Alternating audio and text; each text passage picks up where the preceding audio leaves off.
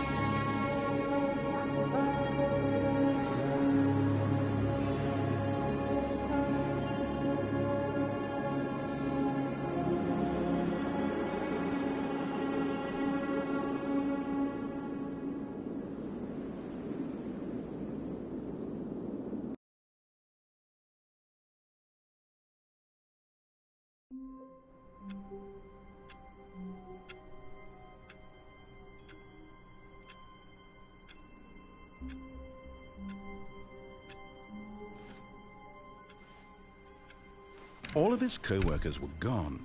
What could it mean? Stanley decided to go to the meeting room. Perhaps he had simply missed a memo.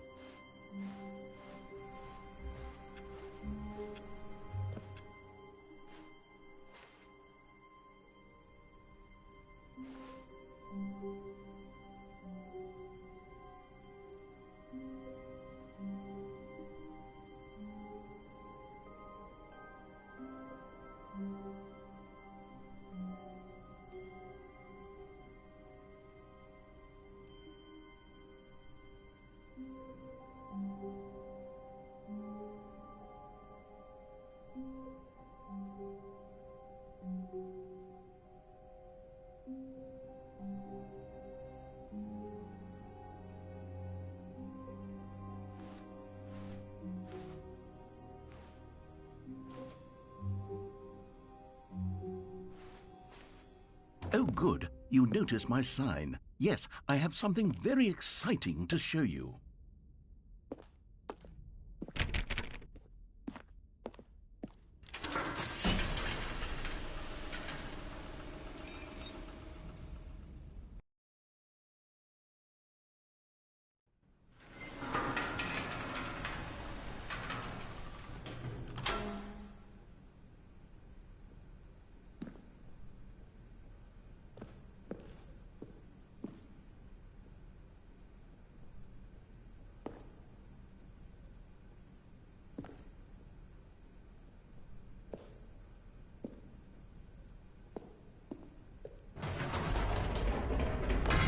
You see, Stanley, I've been reflecting on the Stanley parable and about how roundly disappointing this ultra-deluxe version has turned out to be.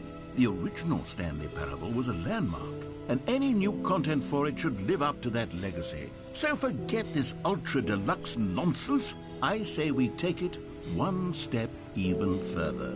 Which is why I'm very proud to announce for the first time ever, the Stanley Parable 2.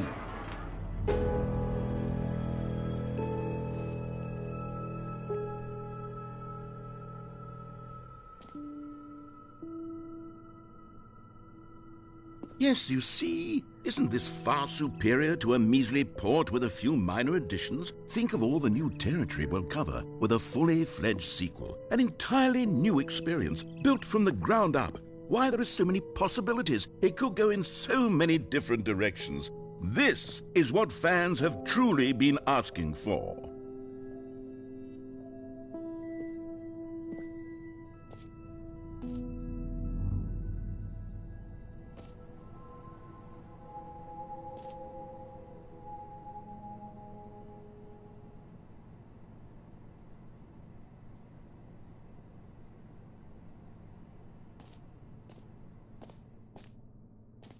Calling it the Stanley Parable 2 is just so much catchier than Ultra Deluxe, don't you think? Ultra Deluxe? What does it even mean? But the Stanley Parable 2, now that's an artistic statement right there. It's future-oriented. It screams progress and innovation and long-term franchising potential.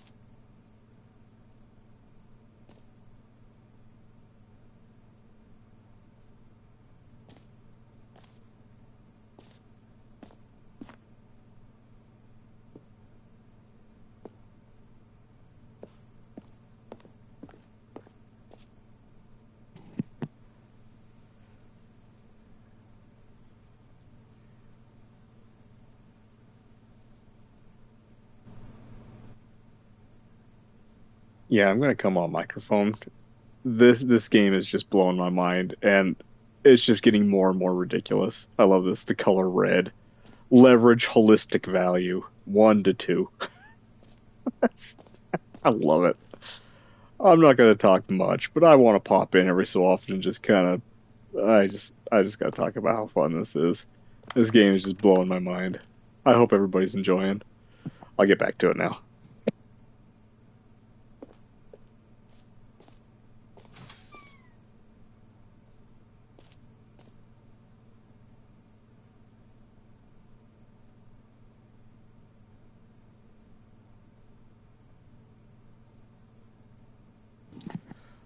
I'm popping back in. I wonder if this is hinting at a co-op.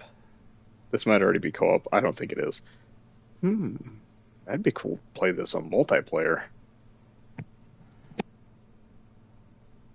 Now, to be clear, I haven't quite nailed down what exactly the Stanley Parable 2 is going to be, but let's take a look at some of the features I've been developing for it. I figure that if I can loosely organize a handful of interesting concepts, that surely the game will sort of naturally spring up around them. It'll all work itself out. Game development is much more of a fuzzy magic than anything scientific or logical, really.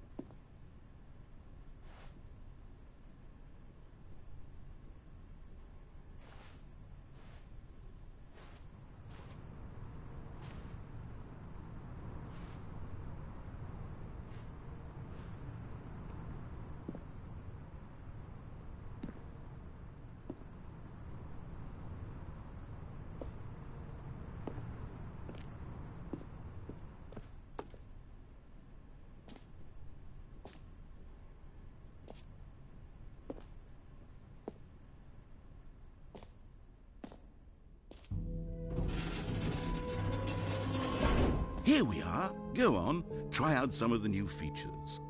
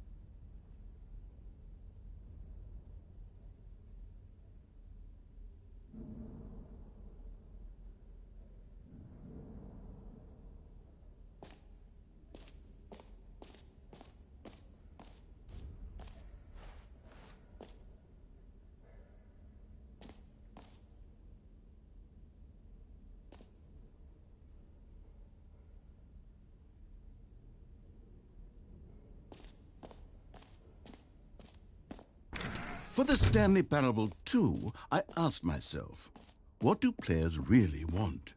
And of course, the first and most obvious answer is that they want to be individually recognized and validated as people. So with that in mind, my first addition to the game is this button which speaks the name of the person playing the game. Isn't that wonderful?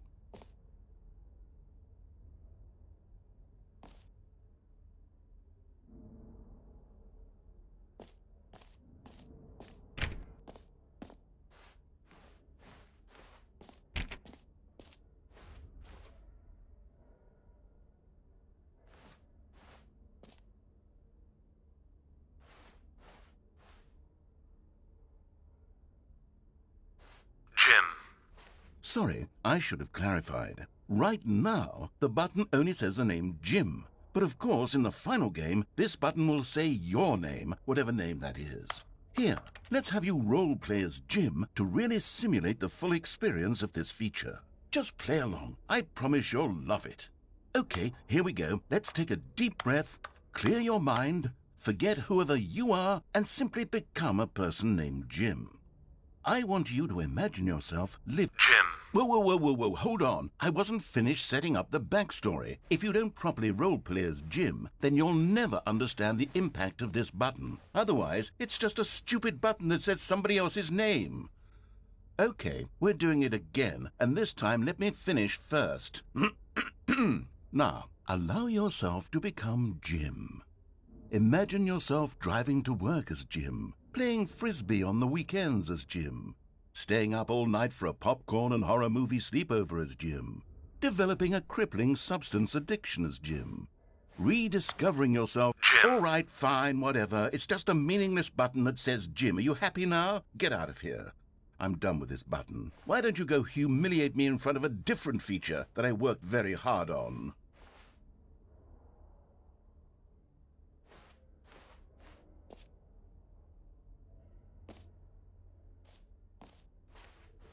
Jim. See, if you'd only played along, that would have been your name, the button says. But no. Instead, I can't even think about it. I'm taking the Jim button away. Jim. Jim. Jim. Jim. Jim. Jim.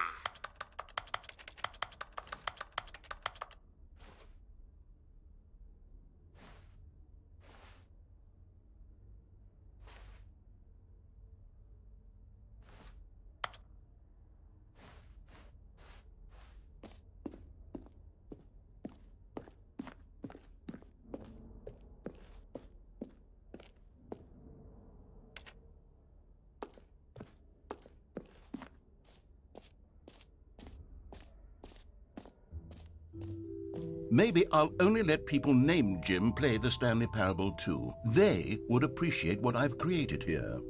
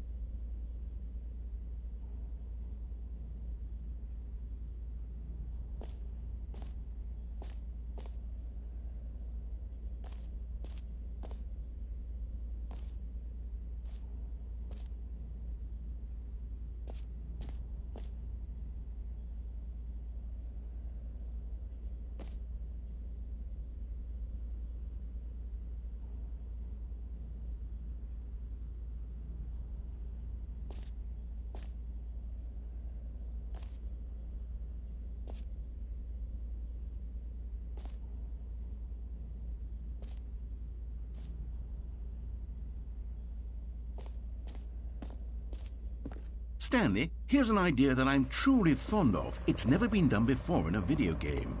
This is, in fact, a hole that you can fall down forever. That's right. Infinite falling.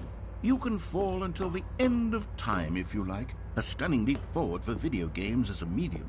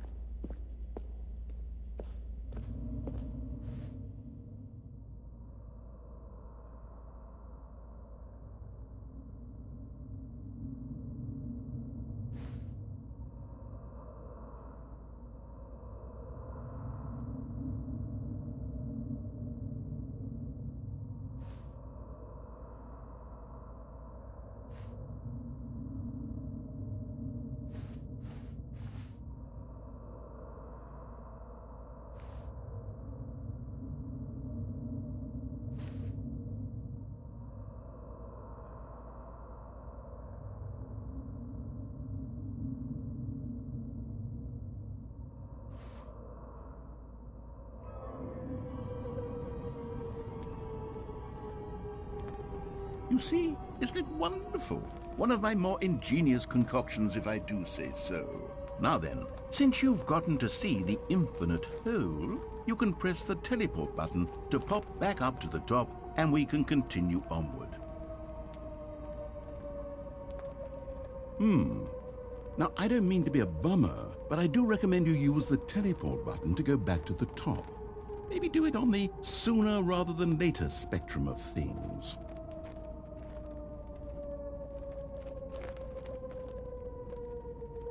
Okay, Stanley, I don't know quite how to say this tactfully, but it's possible that I slightly exaggerated the infinite nature of the hole. Is it a very, very deep hole? To be certain it is. It's an extremely deep hole. I don't want anyone to say that it isn't an astonishingly deep hole. It is. Is it infinite? Well, that sort of depends on your definition of infinity. Great. Now, I'm very excited to show you even more of my ideas for the sequel.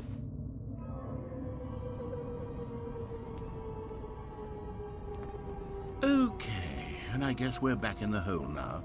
Did you really need to see it again? I don't know what else there is to say, Stanley. It's an infinite hole. It's exactly what you're doing right now, but forever. There really are so many other fascinating exhibits that I've prepared for you. I really spent quite a lot of time on all this, and I would very much like to show you some more of them. How about we go ahead and press that teleport button again so we can get back to what's really important about... Oh, goodness. Well, this is rather embarrassing, Stanley. I'll be honest with you. I truly did not believe that anyone would actually stay in the hole long enough to hit the bottom. Yes, I know, I told you the hole was infinite, but come on. Who actually wants to fall forever? The hole was plenty deep. It was more than deep enough, in my opinion. Maybe it's you who likes falling too much. Maybe you're the problem. Look, things got a little heated there. I think we both said some things we didn't mean. Why don't we just put all this behind us and agree to just call the hole mostly infinite? If that works for you, then go ahead and press the teleport button to warp up to the top of the hole and we can move on. I'll just be up here when you're ready.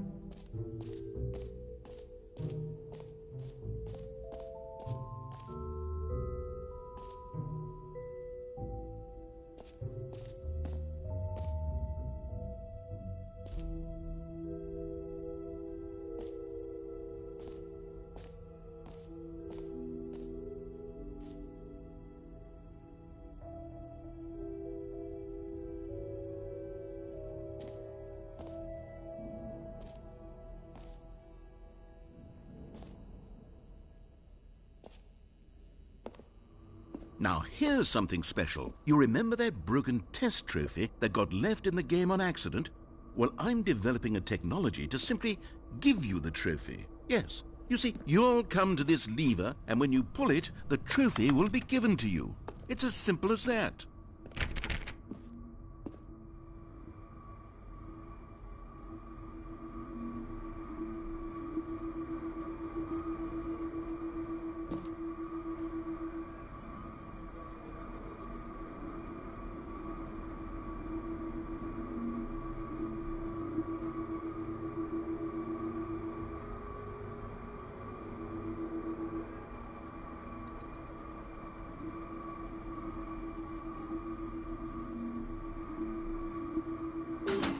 Okay, perhaps I should have clarified. This is technology that will exist. Right now, the trophy is still fully broken. I'm not a wizard, Stanley, but I guarantee it will be fixed in the sequel to at last satisfy the hordes of ravenous fans all over the world who have been uproariously demanding this feature. Gamers, we hear you, and I promise it will happen.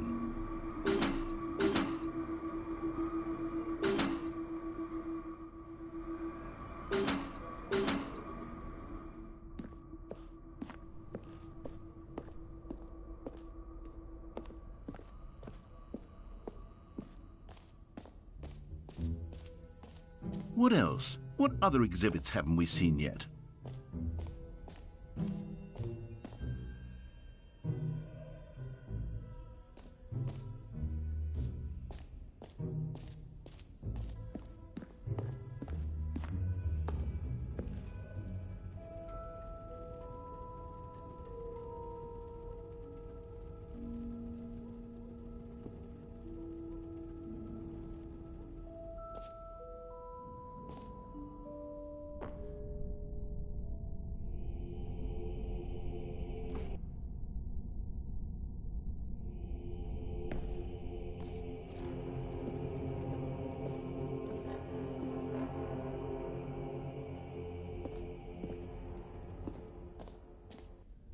Ah, collectibles. Now it's a real video game. In the Stanley Parable 2, you'll run around gathering up these miniature Stanley figurines. And what's truly innovative is that there will be no reward for collecting all of them. I don't want to stifle the intrinsic joy of watching a number go up. You simply collect all of them, and then you move the hell on with your unremarkable life.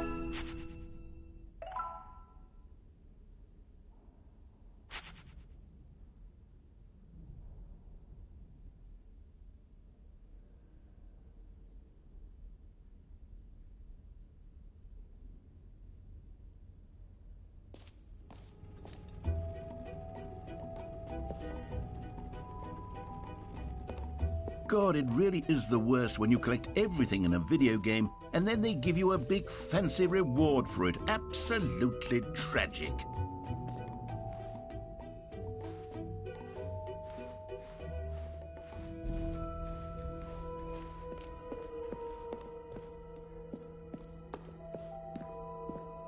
Oh goodness, Stanley, this is fairly awkward. I hate to do this, but before you leave, you really should go to the bucket exhibit. You see, there's a surprise I was going to spring on you later, and it involves the bucket. And I really do hate to break the illusion, but it's important that you go see the bucket, okay? All right, I'll get out of your hair now.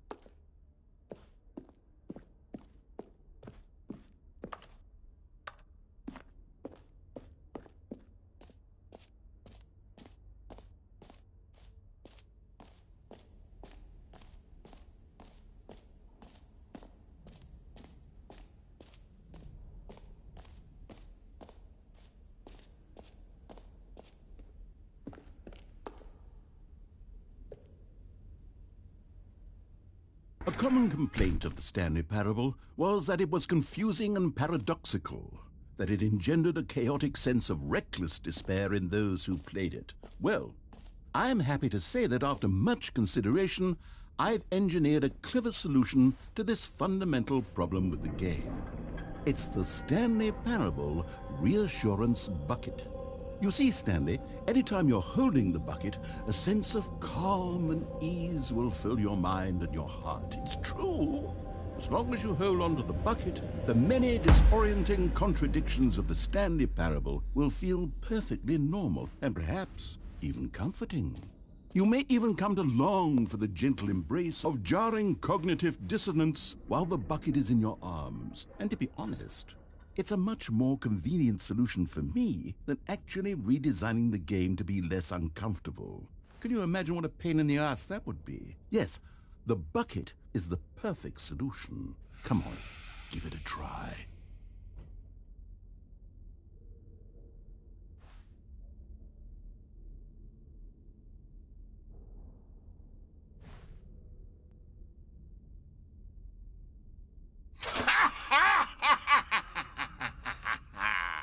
Can you feel it? The glow of comfort, even in the face of crushing despair, must already be sweeping through your body. And in fact, can I say that I do believe the bucket lends you an air of charisma as well? I think that just holding it has made you the slightest bit more attractive as a person. The benefits of the bucket seem to go on, don't they? All this and more await you in the Stanley Parable too.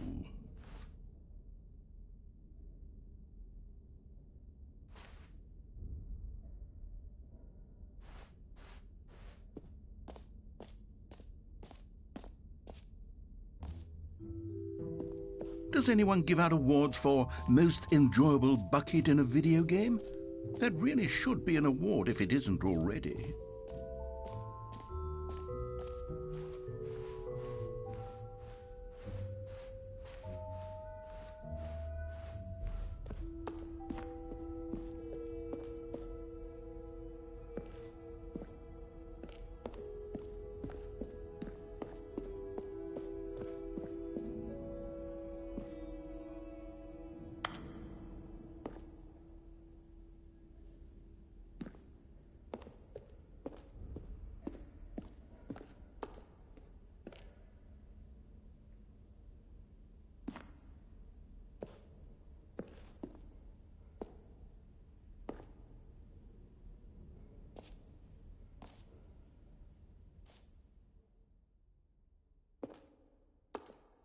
So, Stanley, what do you think?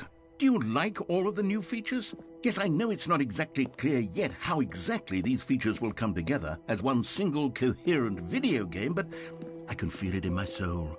It's going to work. There's definitely a good game in there somewhere. Say, let's do an experiment.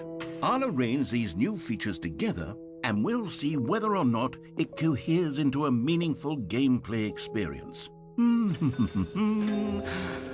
Okay, are you ready? Here it is. I give you the Stanley Parable 2.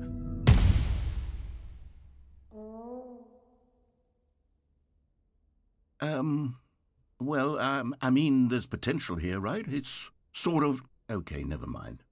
Hold on, let me do a different arrangement. Okay, yes, this is much better. I feel good about this. Here we go. Version 2. Who am I kidding, Stanley? This isn't a coherent video game at all. It's a lot of gags. And I do very much enjoy creating gags, but they don't add up to anything.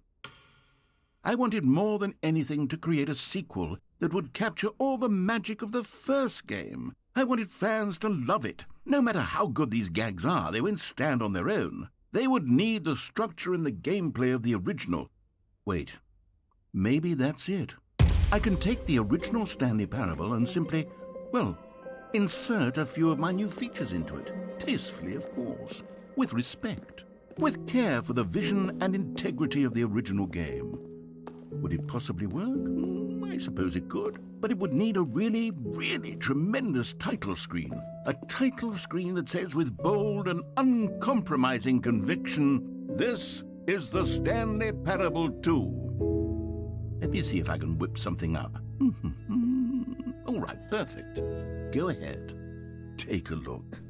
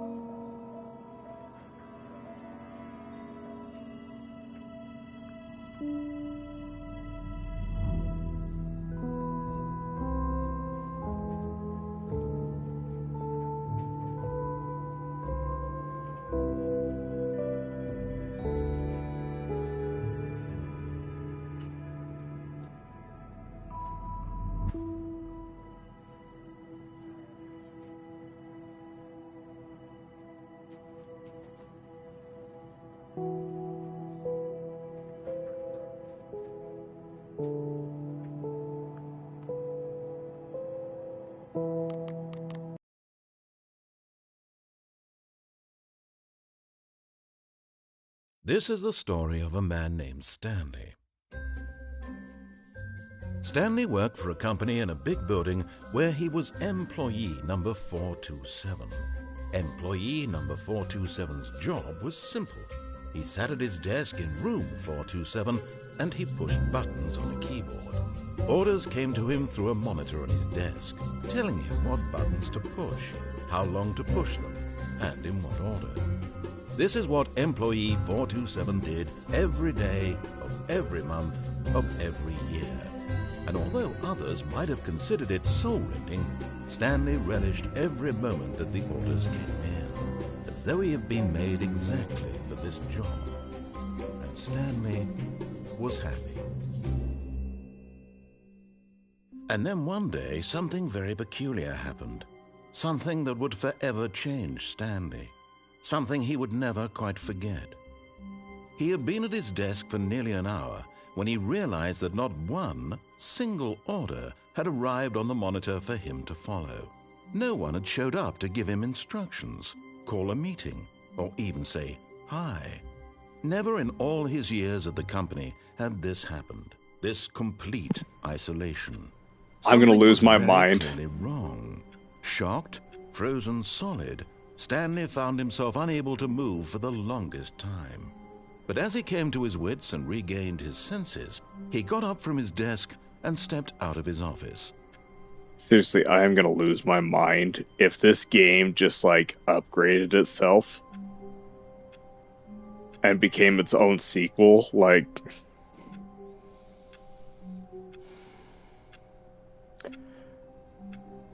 Banana sandwich. I love this game. I love this. Okay, let's truck on. All of his co-workers were gone. What could it mean? Stanley decided to go to the meeting room. Perhaps he had simply missed a memo.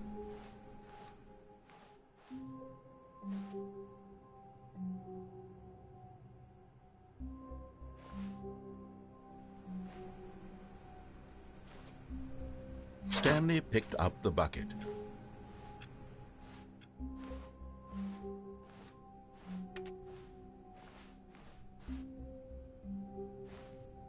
Stanley clutched the bucket tightly to his chest and entered the door on his left.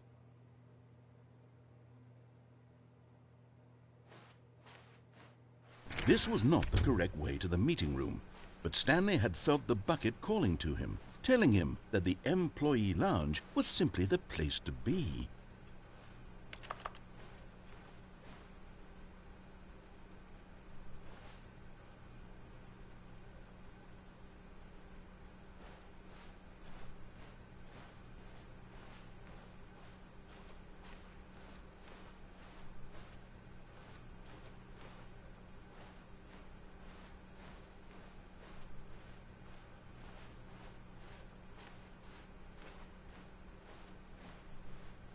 And here it was. Had the bucket turned out to be correct? Was this better than the meeting room? Yes, Stanley thought to himself. Yes, perhaps it truly was. How insightful the bucket turned out to be. No, never mind. The bucket was wrong. Stanley took the door on his left to go back to the meeting room.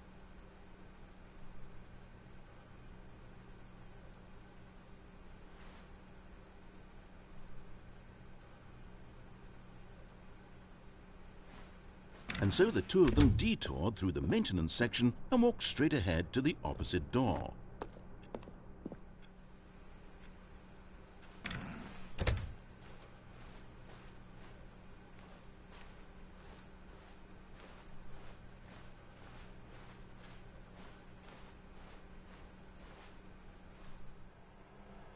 Still no one was here. Stanley needed the bucket's warmth and comfort now more than ever. Perhaps his boss's office was where he'd find answers.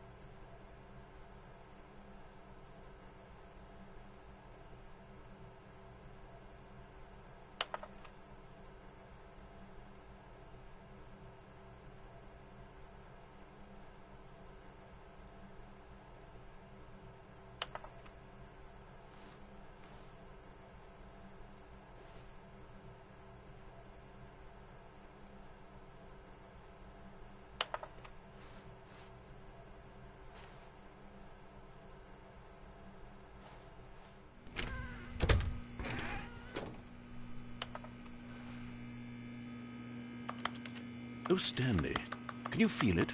The broom closet. It wants the bucket.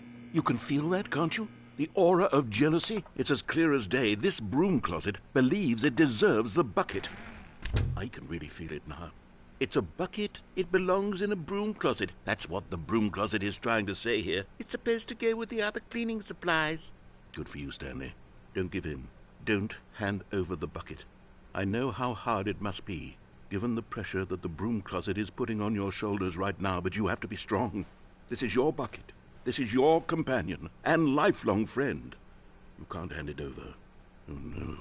We're getting into name-calling now, it seems. Is this how low the broom closet has sunk, that it has to resort to this stream of petty insults simply in order to get you to hand over the bucket? Stanley, I never liked this broom closet. Coming to a staircase, Stanley and the bucket walked upstairs to the boss's office.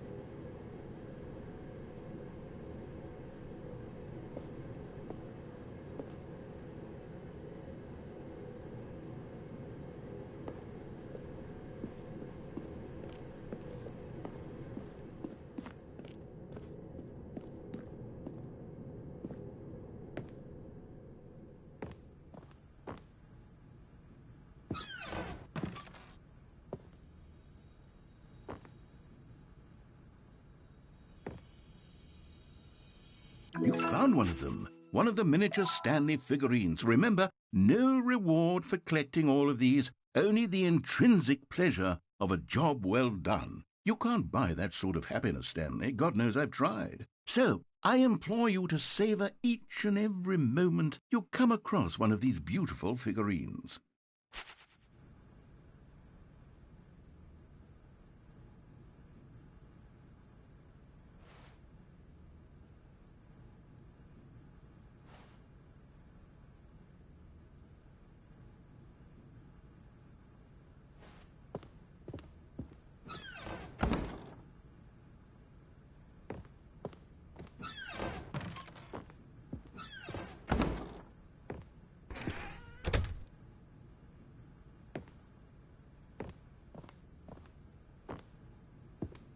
Stepping into his manager's office, Stanley was once again stunned to discover not an indication of any human life.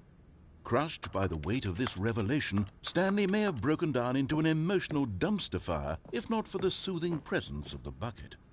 Even now, in his darkest of hours, did the bucket's warmth and guiding light pierce the dark clouds of confusion and chaos. It would be with him always. The bucket would, and he knew it. The two of them were inseparable. At this point, Stanley was so absorbed in the tender spiritual connection he shared with the bucket that he didn't notice the keypad behind the boss's desk. Nor in his bliss of simply being near the bucket did he have any notion that the PIN number for the keypad was 2845.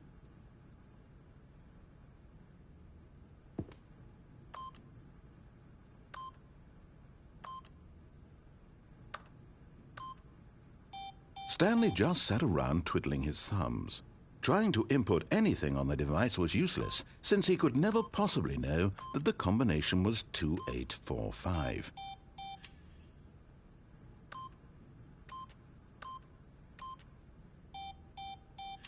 "2845.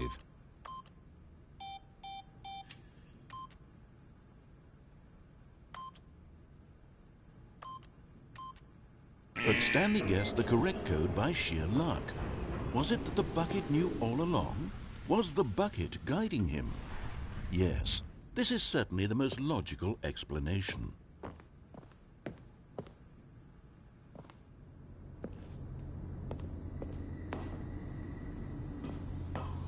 Another miniature Stanley figurine. This, there really must be a snappier name for these things. What about mini-stands? Stanley figs? Or what about Stanlerines? Yes, I think I like that. Another Stanlerine under your belt.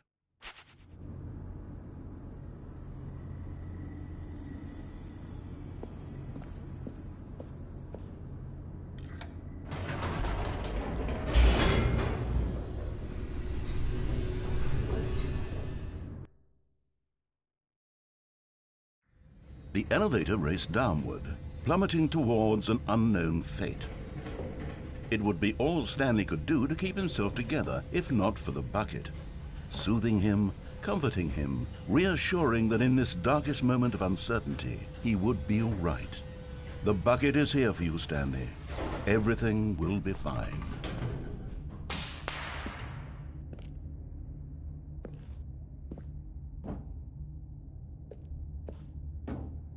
Stanley and the bucket walked straight ahead through the large door that read, Mind Control Facility.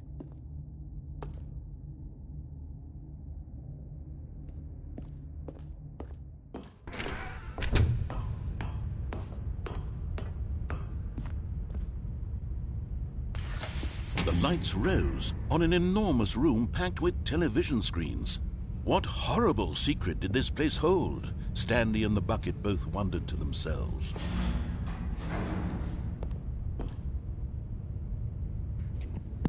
He's mein bucket friend. I got everywhere with him. He's mein bucket friend, Alfred. Alfred's the bucket. I don't know why that's happening, but it is. The monitors jumped to life, and Stanley nearly dropped the bucket in shock. Everyone in the office was being videotaped, monitored like guinea pigs. The bucket had never seen anything like this, and very nearly burst into tears as Stanley cradled it gently, reassuring it that everything would be fine.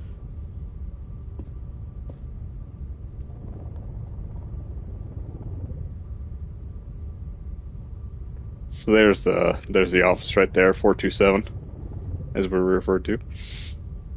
I played this the other night, and I got on this story track, but I didn't have Alfred with me. So this is just blowing my mind that, like, it's repeating, but it's now completely changed because Alfred's with me.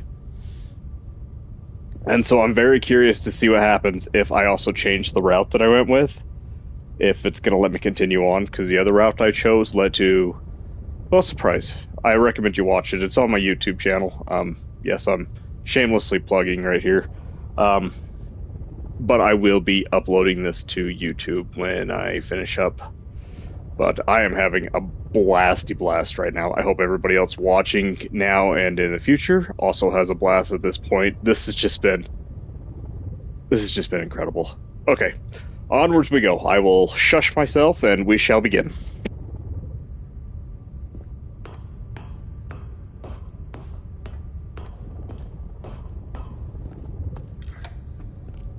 Was the bucket under the mind control facility's influence as well? Had the bucket been told to do things it didn't wish to do? What kinds of things does a bucket want to do or not want to do in the first place? These questions raced furiously in Stanley's feeble mind.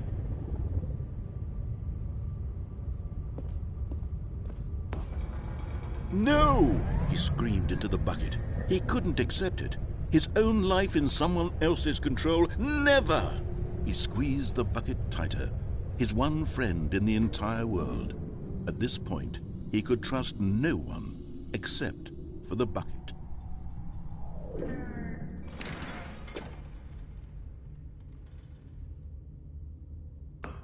But here was the proof.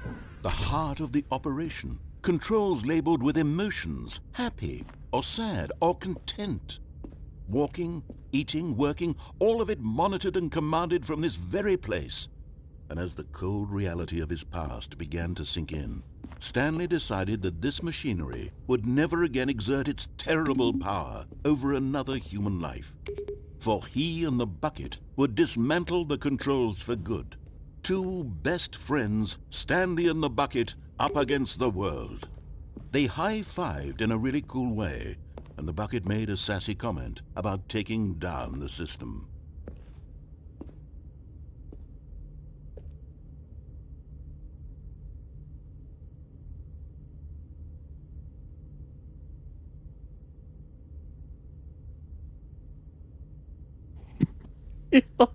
I'm sorry, I'm dying right now. That killed me. A sassy comment was hilarious.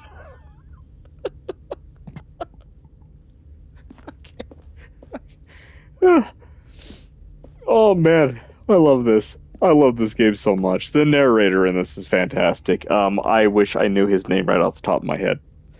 I will have to look it up, but holy crap. I love everything about this game. Okay, I'm shushing up. We're gonna get going again.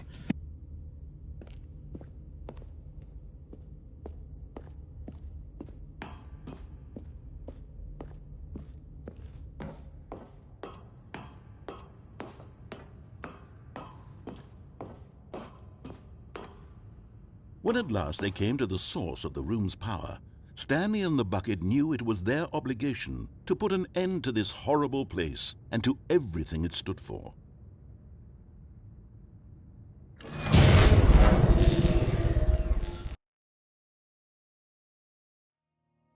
Stanley and the bucket waited in blackness. Was it over? Yes, they had done it. Stanley and the bucket had defeated their greatest and darkest enemy, freed themselves from the tyrannical grip of the evil mind control machine. Freedom was now mere moments away. Excitedly, the two of them began to discuss the kind of life they wanted to live once they stepped through this massive door. The bucket wanted to learn to roller skate. Stanley wanted to sneeze in every country on Earth. Both of them wanted to begin watching a movie, any movie, but then stop it halfway through and begin watching it in reverse from the end. True, it was a simple life they envisioned, but it was one they'd lived together, with one another to lean on, to trust, to support. What? Wait. What was happening? Why had the door stopped? Was Stanley and the bucket not about to be freed? An unbearable silence filled the room, lingering in uncertainty, until finally the truth hit Stanley square in the face. This building did not want the bucket to leave.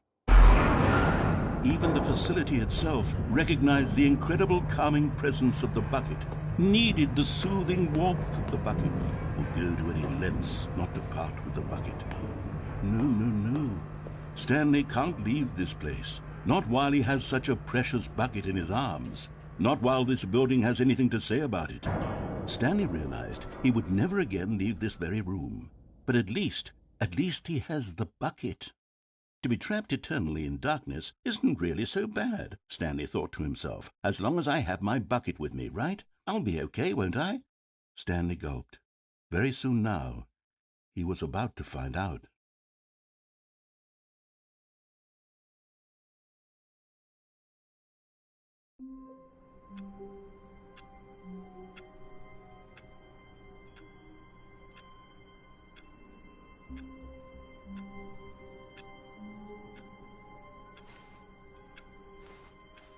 All of his co-workers were gone. What could it mean? Stanley decided to go to the meeting room. Perhaps he had simply missed a memo.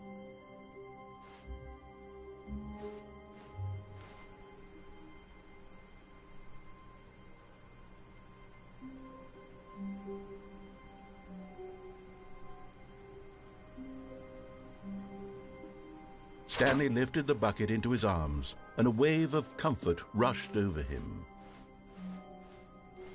Stanley clutched the bucket tightly to his... This was not the correct way to the meeting room, but Stanley had felt the bucket calling to him, telling him that the employee lounge was simply the place to be. And here it was. Had the bucket turned out to be correct? No, never mind. The bucket was wrong. Stanley took the door on his left to go back to the meeting room. No, Said the bucket. don't go to the meeting room. Go somewhere else. The cargo lift, yes. Go there. Go to the cargo lift.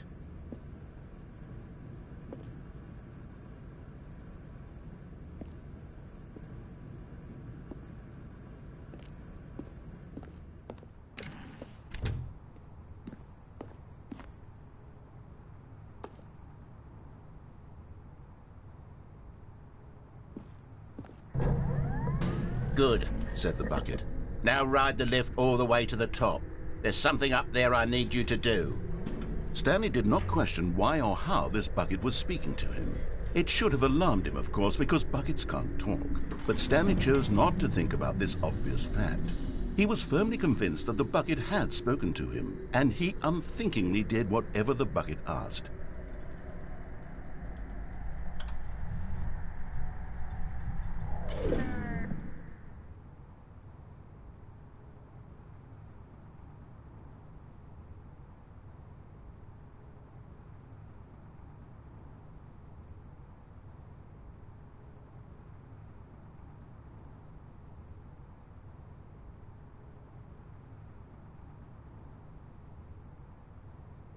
In here. Said the bucket. Go into this dark room over here.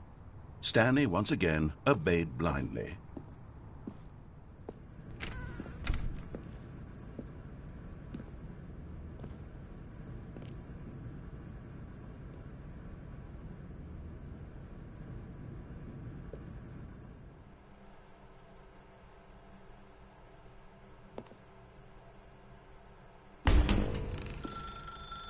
Now pick up the phone. Said the bucket. Pick up the phone and it will take us back home, where we can go about life together.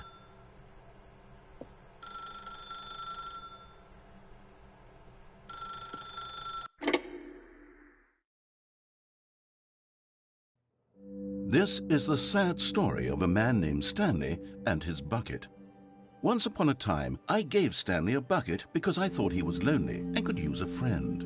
And then, very distressingly, he began to believe the bucket could speak to him.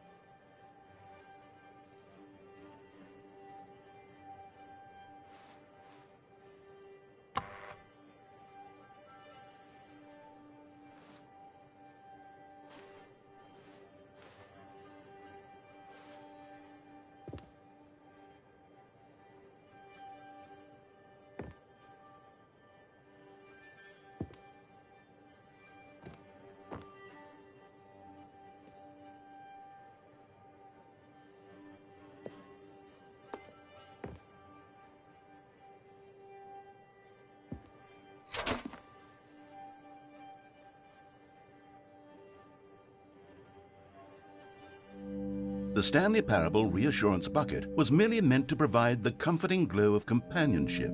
It doesn't literally talk and give you orders. Whatever Stanley is hearing the bucket say to him is just in his head.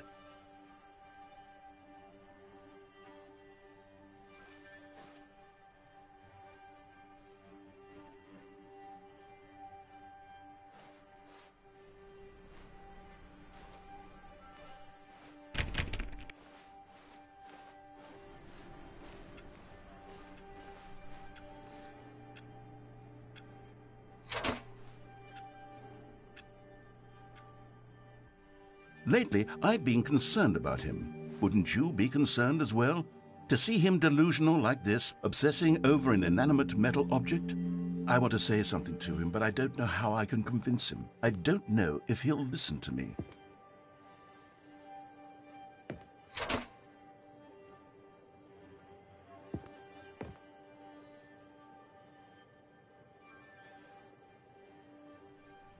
Oh, I'll try anyway. Stanley!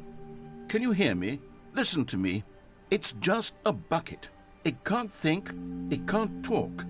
All it will ever truly do for you is effectively transfer a liquid from one location to a different location. That's it. It doesn't do anything else.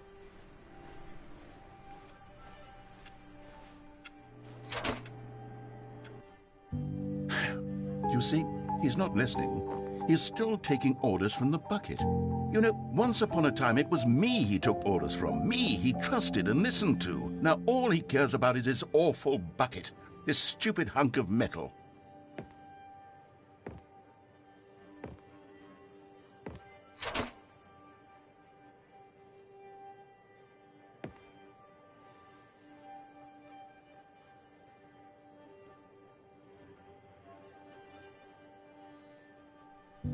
It's sad, but I suppose he doesn't need me anymore. From now on, he's just going to cling to this bucket, this cold, empty bucket, this sort of shiny bucket. Well, I'll give it this. The bucket does have a nice shine to it.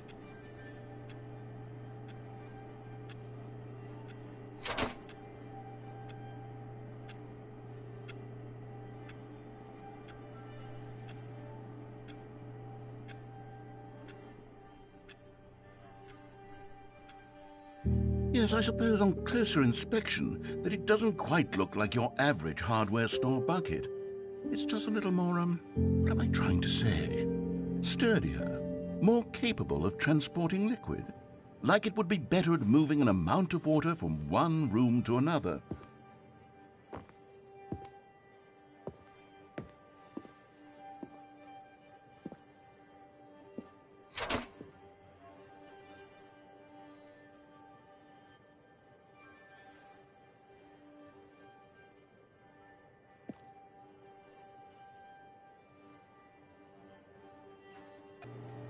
Oh my God, what am I saying?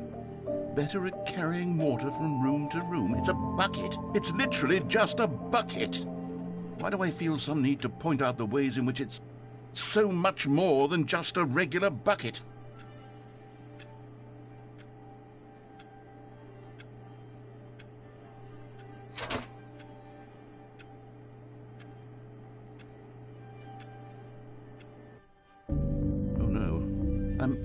I'm having feelings for the bucket.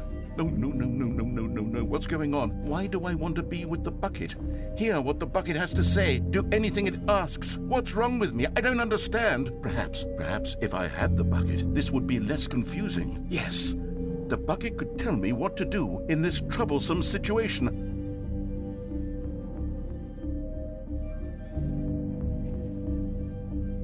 No. No way to just become some kind of psychotic love triangle with a bucket and the narrator. No.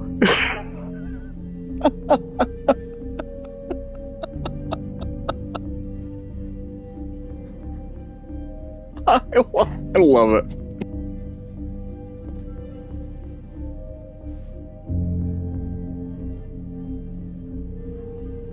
Stanley, give me the bucket. Give it to me. Give me the bucket, Stanley. I need it.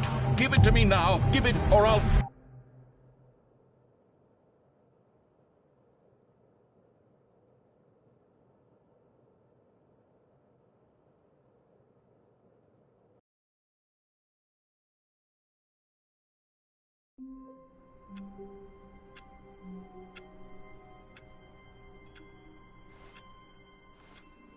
All of his co-workers were gone. What could it mean? Stanley decided to go to the meeting room. Perhaps he had simply missed a memo.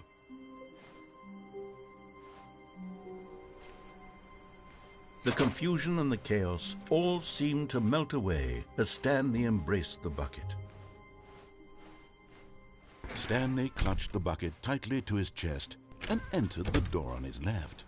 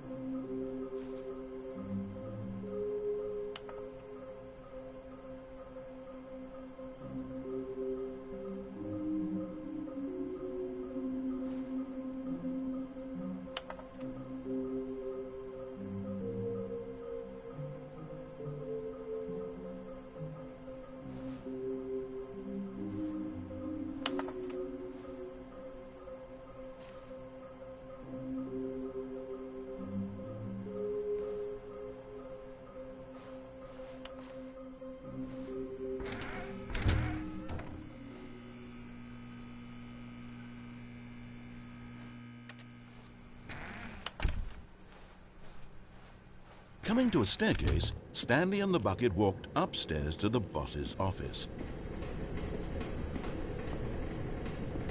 Okay, I'm going back to the name of these little Stanley figurines, and now I'm torn between Stanlerines and Figlies. What do you think, Stanley? What name better encapsulates the intrinsic sense of happiness that you get from seeing a small number in the corner of your screen go up by 1? Let me sit on it. I'm sure it will come to me.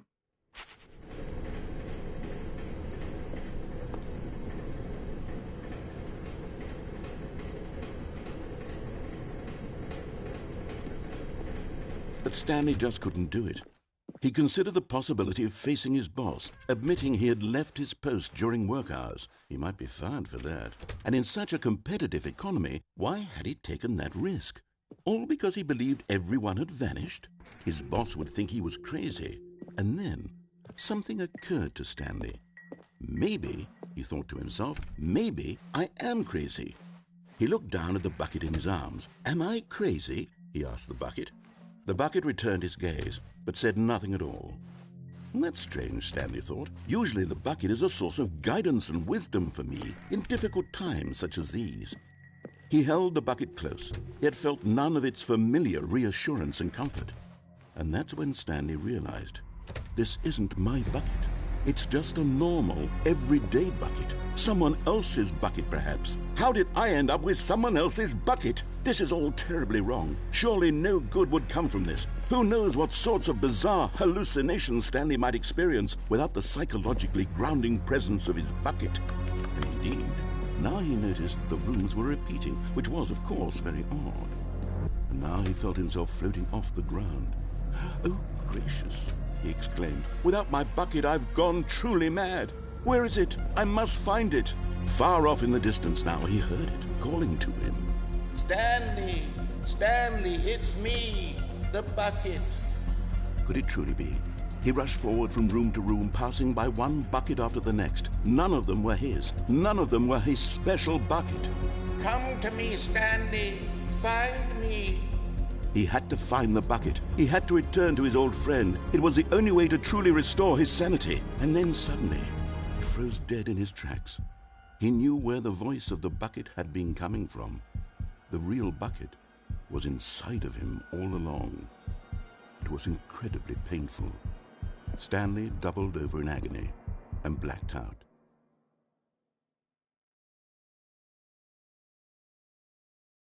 This is the story of a woman named Mariella. Mariella woke up on a day like any other. She arose, got dressed, picked up her bucket of comfort and security, and walked to her place of work. But on this particular day, her walk was interrupted by the body of a man who had stumbled through town, talking and screaming to himself, and then collapsed dead on the sidewalk. Right away, she knew what the problem was. This man had no bucket. Of course he'd gone mad, ranting and raving about a narrator describing all of his actions and how everything is predetermined and free will is an illusion and it's all just a video game. It could all have been prevented if only he'd taken his bucket with him. Perhaps he didn't even realize he'd forgotten his bucket at home in the first place. How cruel the world can be, Mariella thought, and she hugged her own bucket even tighter. But of course, she had no time for this. There were a myriad of confusing problems she would soon have to confront at work, for which her bucket would provide absolute guidance and total clarity on everything. Heck yes, she thought to herself, my life kicks ass. And she backflipped all the way to work.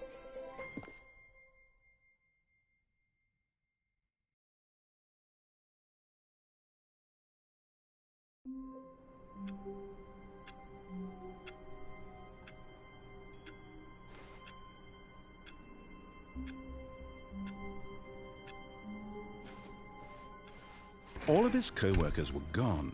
What could it mean? Stanley decided to go to the meeting room. Perhaps he had simply missed a memo.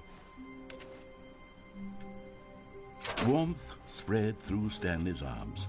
With the bucket in his arms again, he was home. Stanley clutched the bucket tightly to his... This was not the correct way to the meeting room, but Stanley had felt the bucket calling to him, telling him that the employee lounge was simply the place to be. And here it was. Had the bucket turned out to be correct? No, never mind. The bucket was wrong. Stanley took the door on his left to go back to the meeting room. No, Said the bucket. don't go to the meeting room. Go somewhere else. The cargo lift, yes. Go there. Go to the cargo lift.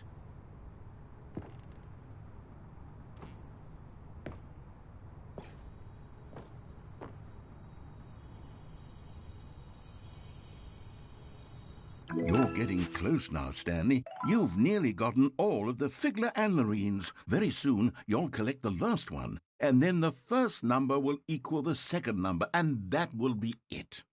We'll be different people by then. Different in the sense that we used to have none of them, and now we have them all. You can't go back to when you had no Figler and Marines. None of us can.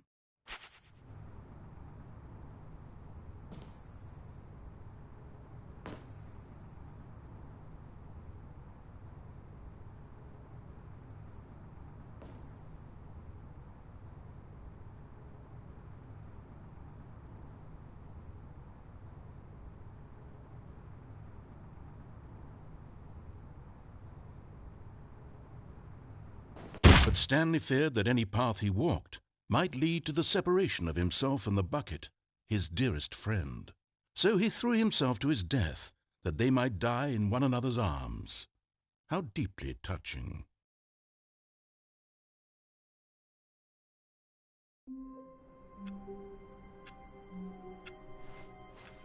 The meeting room. Yes, that's where everyone would be. Stanley just needed to get to the meeting room. Stanley picked up the bucket and smiled. He'd never be alone again, not truly alone, not with the bucket around. Stanley clutched the bucket tightly to his... This was not the correct way to the meeting room, but Stanley had felt the bucket calling to him, telling him that the employee lounge was simply the place to be. And here it was. Had the bucket turned out to be correct? Was this better than... No, never mind. The bucket was wrong. Stanley took the door on his left to go back to the meeting room. No, Said the bucket. don't go to the meeting room. Go somewhere else. The cargo lift, yes. Go there. Go to the cargo lift.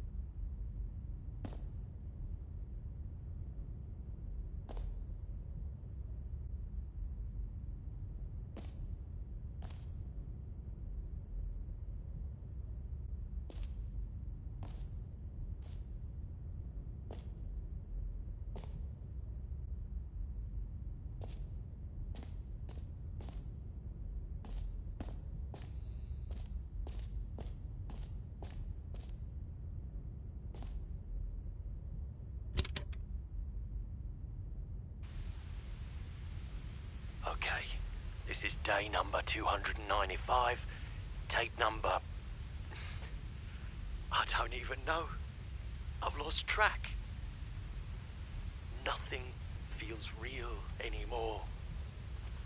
The longer I study this bucket, the less sense anything makes.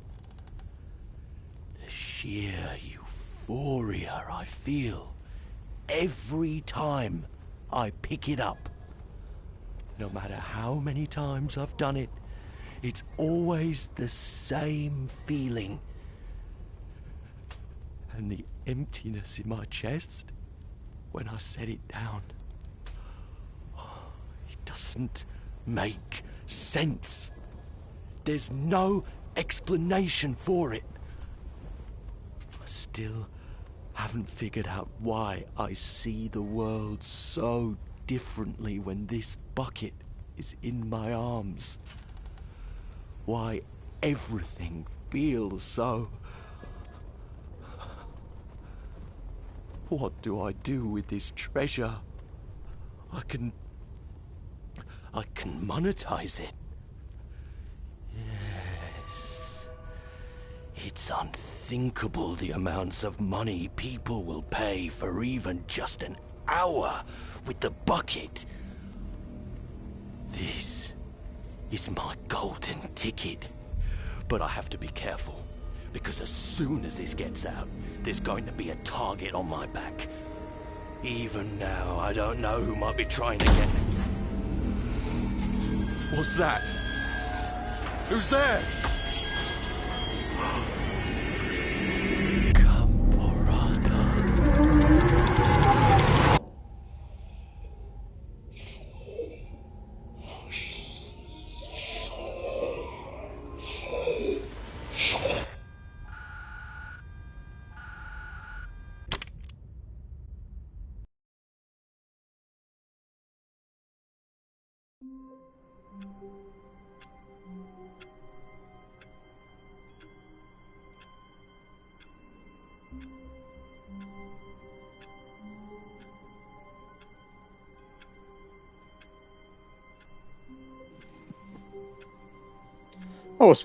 That was horrifying. I need my bucket. I can't wait to tell this story to my co-workers, Stanley thought. How amusing they'll find it. Oh, won't we all just laugh and laugh at the time I thought everyone had gone missing. The good old bucket. Just Stanley and the bucket. Off on another thrilling adventure together. Stanley clutched the bucket tightly to his... This was not the correct way to the meeting room, but Stanley had felt the bucket calling to him, telling him that the employee lounge was simply the place to be. And here it was. Had the bucket turned out to be correct? No, never mind. The bucket was wrong. Stanley took the door on his left to go back to the meeting room. No, Said the bucket. don't go to the meeting room. Go somewhere else. The cargo lift, yes. Go there. Go to the cargo lift.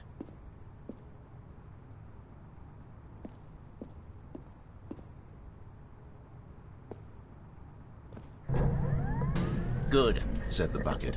now ride the lift all the way to the top. There's something up there I need you to do. Stanley did not question why or how this bucket was speaking to him. It should have alarmed him, of course, because buckets can't talk.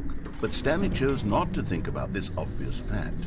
He was firmly convinced that the bucket had spoken to him, and he unthinkingly did whatever the bucket asked.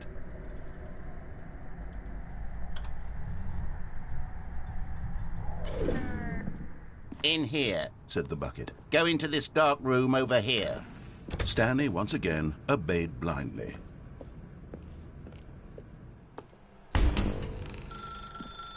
Now pick up the phone. Said the bucket. Pick up the phone and it will take us back home, where we can... Whoa, hold on. Why did you unplug the phone? Were you trying to resist the bucket's orders? Stanley, I was joking. Obviously, the bucket isn't talking to you and telling you to do things. Buckets can't talk. It was a joke. Don't you get the joke? It's funny, Stanley. A talking bucket. Can't you see? Oh, goodness. I must have really bungled up the delivery if you actually took me seriously. Where did I mess up the joke? Should I have paused for longer or spoken quicker? Comedic timing is so difficult. I wish I were better at it. But there isn't exactly an instructional video on comedy that one can watch to fully... Oh, wait, yes, there is. It's sitting right here. Let's take a look. What is comedic timing? What is comedic timing? How does it work? How long should it last? How can it be used to effectively silence your political enemies? And more importantly, can it be taught in its entirety within 90 seconds? Thankfully, the answer to all of these questions is yes. Let's dive deeper. If you've ever told a joke or made someone laugh, in all likelihood, you did it while standing 50 to 80 centimeters from them in a room of no more than 76 degrees Fahrenheit, with one of your arms raised straight upward at a 15-degree angle from your body. These are the optimal conditions for good comedic timing. To begin the joke, start by stating and spelling your name. Next, provide a brief synopsis of the joke, including the specific times at which the recipient of the joke will laugh, and then spell out your name a second time. With these steps complete, it's time to begin the humor. Speak the entire joke in no more than 18 seconds and no less than 13 and a half, pausing only for bathroom breaks when necessary. When the joke has concluded, it is customary to inform your listener that the joke is over by declaring in your loudest possible voice, "I'm Dunny with the funny." Let's practice screaming, "I'm Dunny with the funny" now.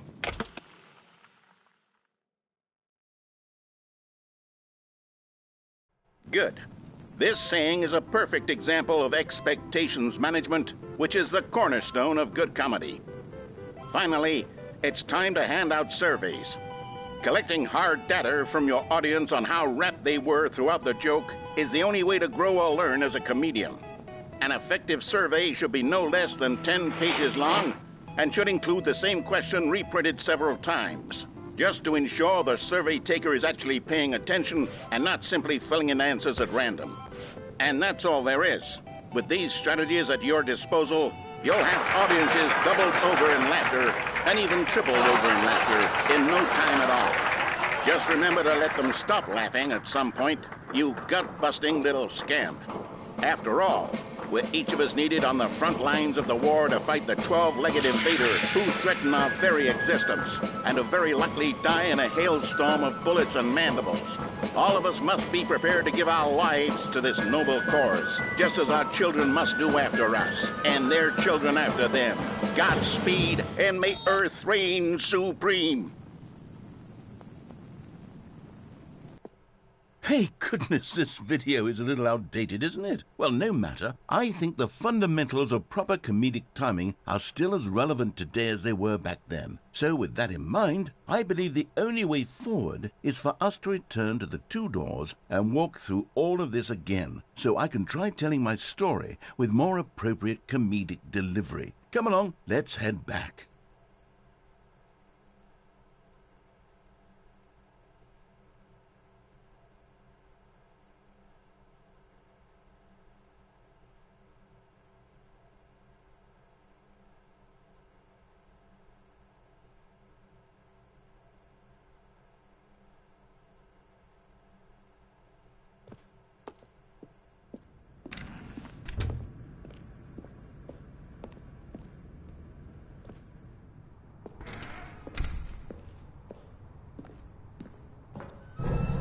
I can feel it. This time, I'm really going to nail the delivery. You'll be in stitches. A talking bucket, you'll say? How ridiculous. How absurd. What a hilarious concept. The king of comedy. That's what you'll call me. Thank goodness we had the instructional video. Otherwise, who knows where we'd be right now. Well, I wouldn't be the king of comedy, that's for sure. The bucket spoke to Stanley. The bucket spoke. The bucket spoke. Oh, I'll figure it out on the fly. No need to overthink things.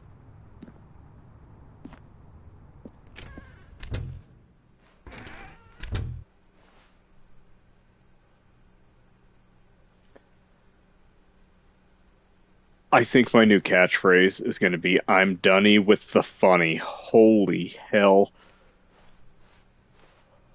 Oh, I almost had an asthma attack. I was laughing so hard. This is some of the funniest writing I think I've ever heard. This is... I hope people watch this because, oh my god, this is amazing. If you don't play this game, if you've never heard of this game, please play this game because it is so fun. Here we go. You ready? When All right, here we Stanley go. and the bucket came to a set of 2 open doors, they entered the door on the left.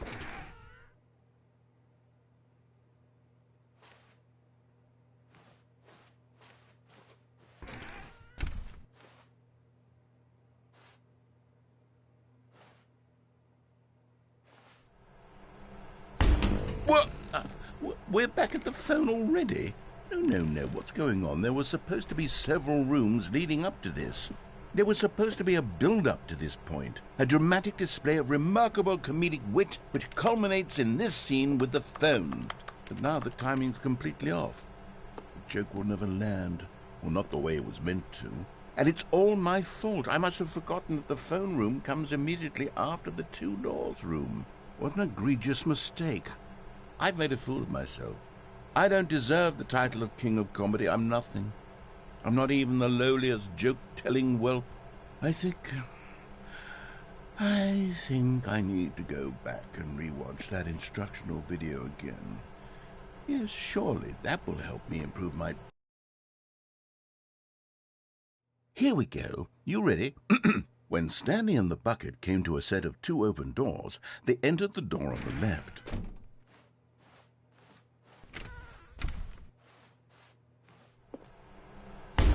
What? We're back at the phone already? No. Here we go. You ready? When Stanley and the bucket came to a set of 2 open doors, they entered the door on the left.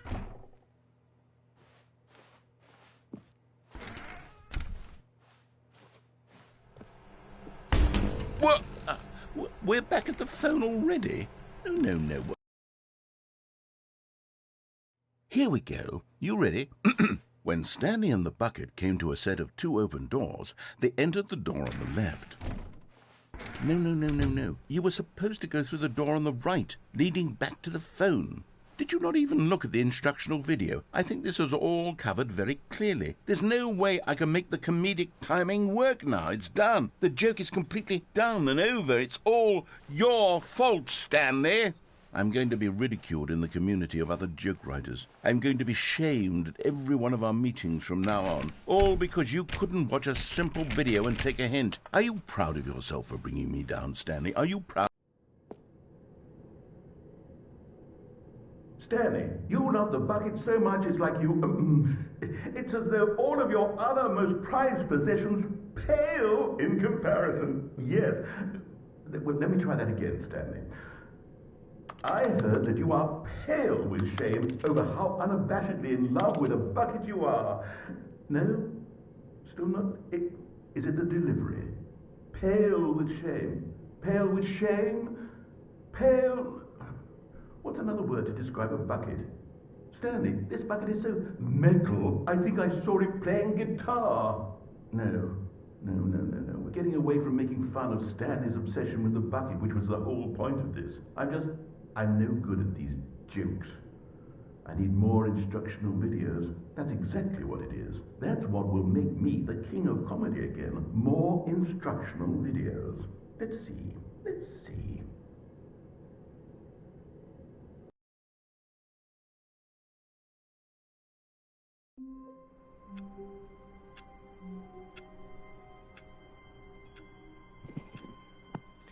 But remember, the end is never the end.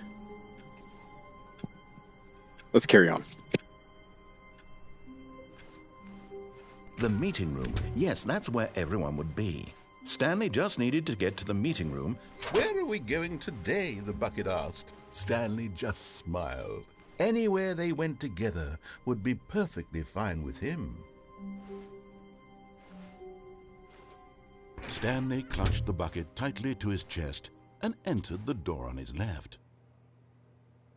This was not the correct way to the meeting room, But Stanley had felt the bucket calling to him, telling him that the employee lounge was simply the place to be. And here it was. Had the bucket turned out to be correct? No, never mind. The bucket was wrong.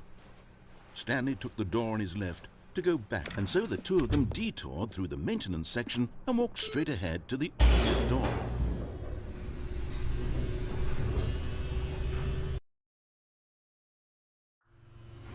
Oh, good, Stanley. I'm glad you found your way here. I knew you'd find this place eventually.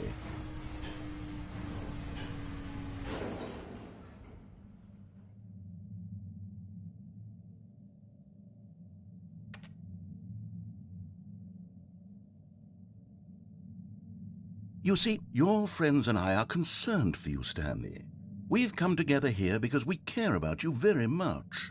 It's this bucket you're carrying around everywhere. The bucket isn't even from the original Stanley Parable. It's just sequel content. We're the ones that matter, Stanley. Classic characters from the first game, like the Adventure Line and the Broom Closet. Because that's what fans want from a sequel. They want more of their favorite jokes, not this bucket that they've never seen before. Yes, I know I'm the one who gave you the bucket, but you're spending too much time with it. Don't you want another story involving the Adventure Line? We could make the Adventure Line go somewhere new. Yes, yes, that's what the fans want. Let's do it.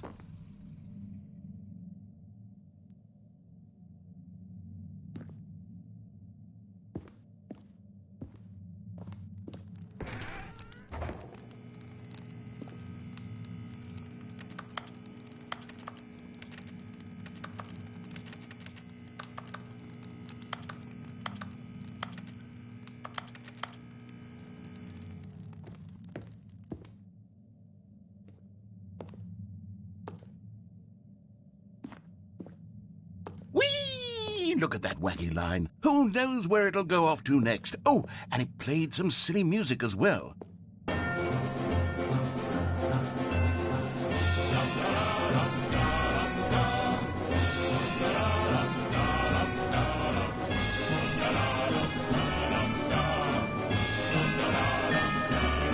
Now this is what the Stanley Parable is all about. Don't you remember all those great jokes from the original dialogue? Also, Stanley is addicted to drugs and hookers. Yes, it's as classic now as it was back then. Let's do it for the fans, Stanley. Let's give them more content exactly like this. But if we want to do that, you're going to have to give something up.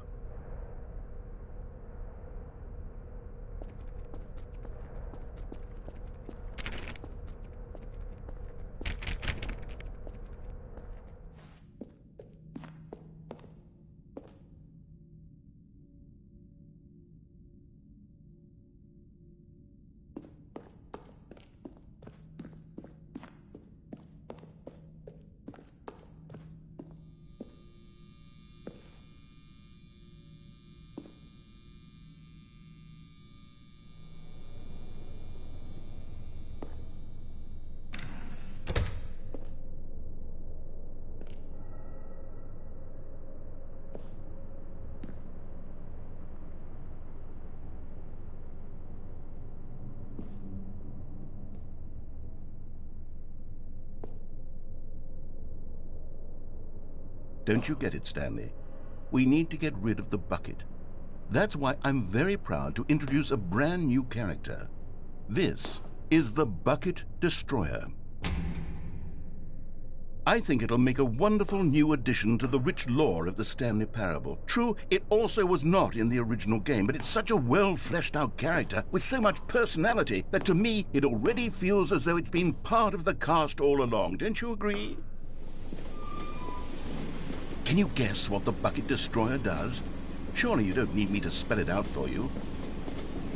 Go ahead now, Stanley. Say goodbye to the bucket, and then pop it into the machine when you're ready.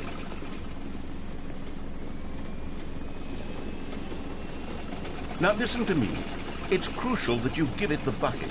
I don't know what the Bucket Destroyer will do if it can't destroy your bucket. Destroying buckets is all it knows. That is its singular personality trait. Sure, I can hear you saying, how does a character with only one personality trait deserve to join the pantheon of beloved Stanley Parable characters? Well, you see, if you were to really explore the Bucket Destroyer, you would see that its desire to crush buckets is so densely loaded with complexity and nuance that it's really like 10 personality traits. What other object in this game can you even say that about? The broom closet? Certainly not. I wonder what sort of Bucket Destroyer merchandise the fans will be clamoring for after this. Okay, the Bucket Destroyer is getting very upset now. You'll have to hurry and feed it. We can't get back to the classic Stanley Parable characters like the Adventure Line or the Bucket Destroyer until you crush that damn bucket. Quickly now, the fans are waiting. Do it, the fans, Stanley. Give the fans what they want. Hurry and...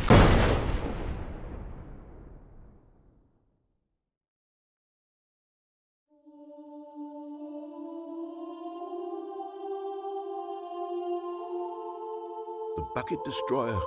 My prized creation. You had so much potential. We were going to do such marvelous things with you, tell such spellbinding stories about you. All of it squandered now. Goodbye, new friend.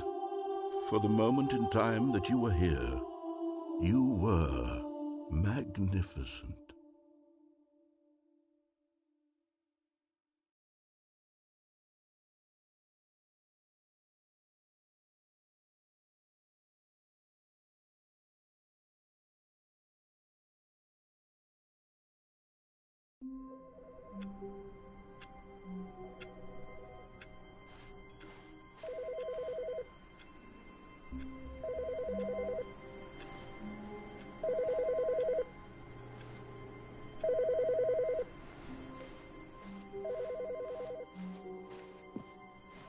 A good bucket, a strong bucket, a humble bucket, a committed bucket, a bucket of culture and distinction.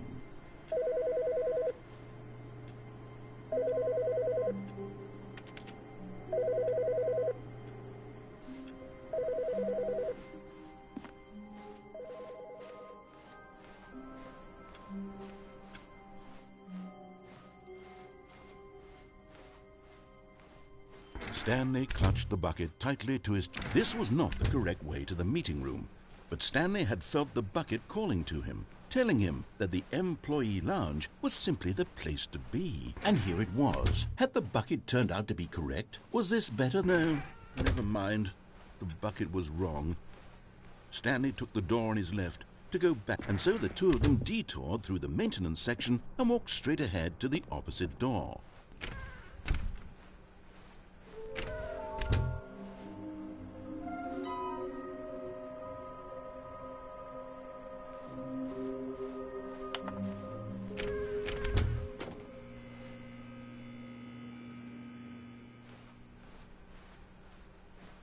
Coming to a staircase, Stanley and the bucket walked upstairs to the boss's office.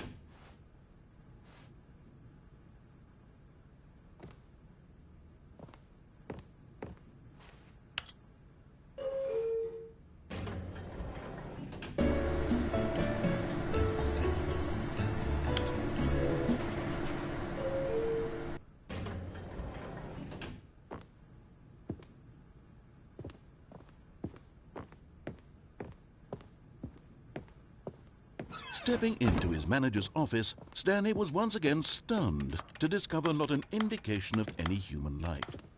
Crushed by the weight of this revelation, Stanley may have broken down into an emotional dumpster fire if not for the soothing presence of the bucket. Even now, in his darkest of hours, did the bucket's warmth and guiding light, but Stanley guessed the correct code by sheer luck. Was it that the bucket knew all along? Was the bucket guiding him? Yes, this is certainly the most logical explanation.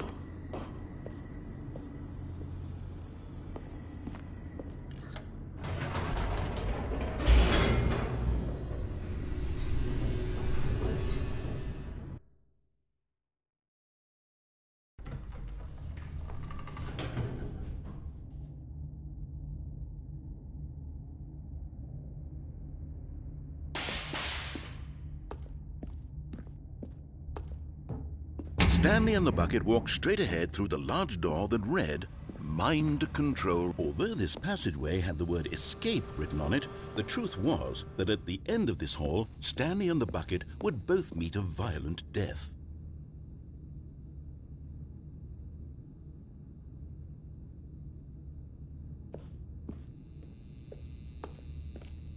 The door behind them was not shut. Stanley and the bucket still had every opportunity to turn around and get back on track. At this point, Stanley and the bucket were knowingly walking forward into a very painful death for each of them.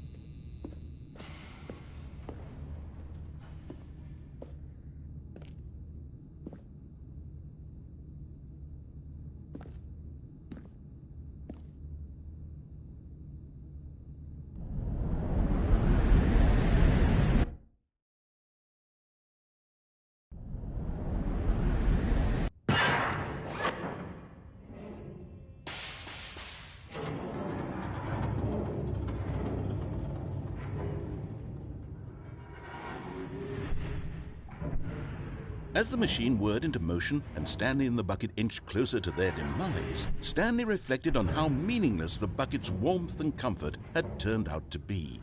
To be sure, it puts the mind and the soul at ease to embrace the bucket, but what use is a sense of ease when you're about to be crushed to death? This is what Stanley thought to himself, and he sort of kicked himself for wasting so much time carrying a bucket everywhere. Farewell, Stanley.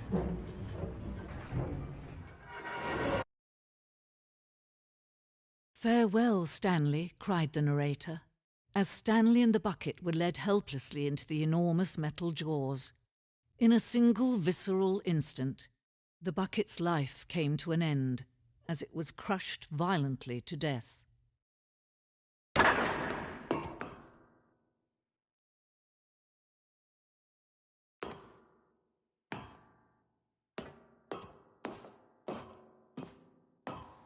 It was a shame, the death of such a magnificent bucket. It's true that all buckets are radiant in their own way, but this one stood above the rest. It was a glorious bucket to behold.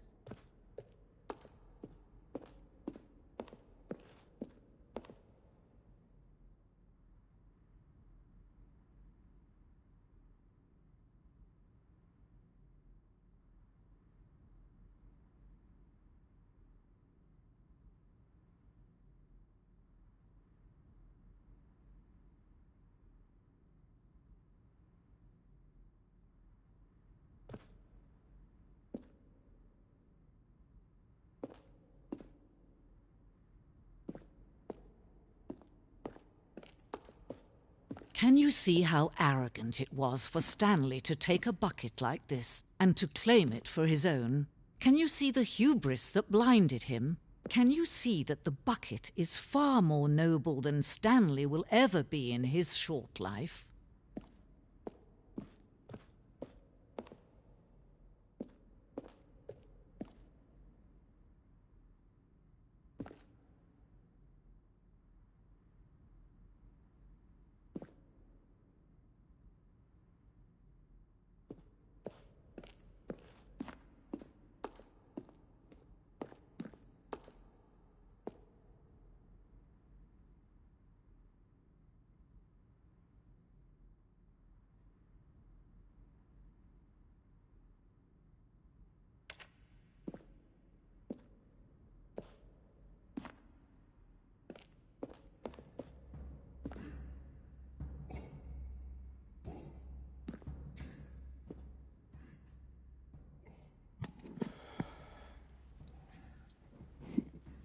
Please tell me I'm not about to walk into an exhibit that tells the prehistoric history of a bucket being worshipped as like some kind of deity.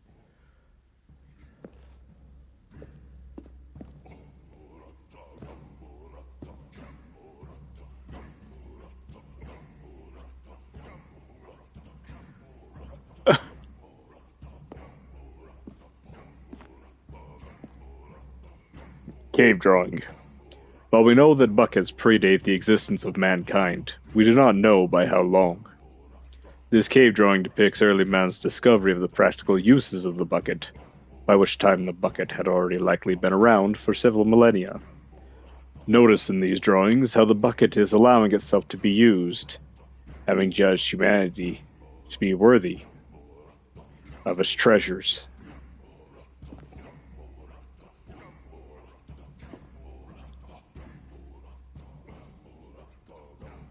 I love this game so goddamn much. No man can own a bucket, and certainly not a bucket as dazzling to behold as this one. It is man who should kneel before the bucket.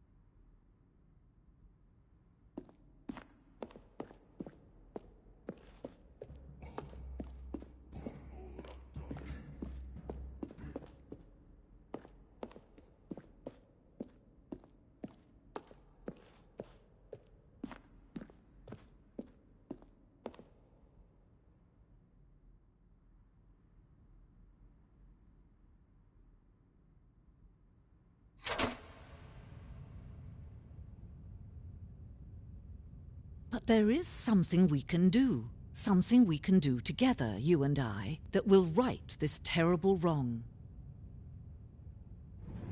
Let Stanley die. Let him be crushed by the machine. Don't reset the game. Don't give him another opportunity to run off with another beautiful bucket.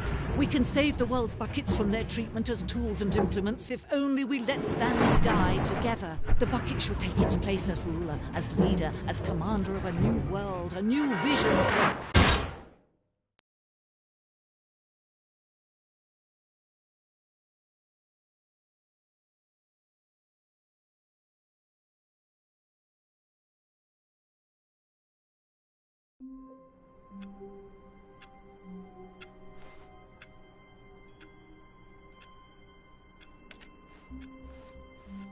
All of his co-workers were gone.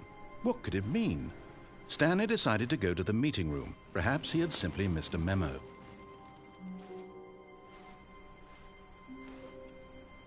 Ah, the embrace of an old friend. A weathered companionship that stands the test of time. Stanley clutched the bucket tightly to his chest and entered the door on his left.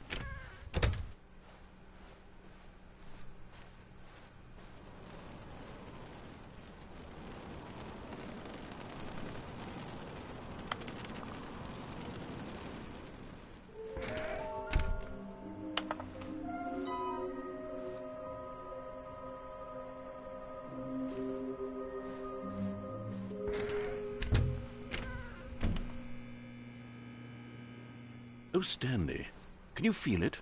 The broom closet. It wants the bucket.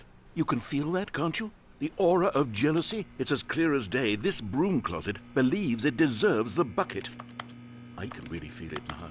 It's a bucket. It belongs in a broom closet. That's what the broom closet is trying to say. Coming to a staircase, Stanley and the bucket walked upstairs to the boss's office. Stepping into his manager's office, Stanley was once again stunned to discover not an indication of any human life. But Stanley guessed the correct code by sheer luck. Was it that the bucket knew all along? Was the bucket guiding him? Yes, this is certainly the most logical explanation.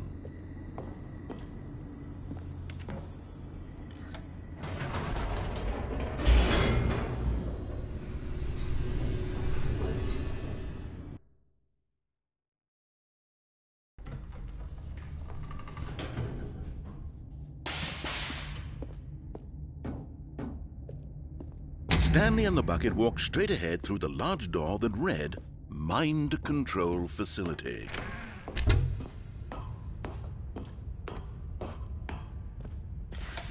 The lights rose on an enormous room packed with television screens. What horrible secret did this place hold? Stanley and the bucket both wondered to themselves.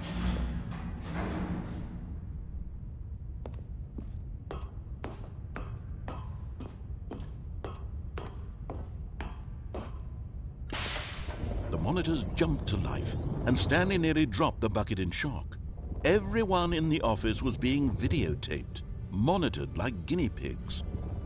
The bucket had never seen anything like this, and it very nearly burst into tears as Stanley cradled it gently, reassuring it that everything would be fine.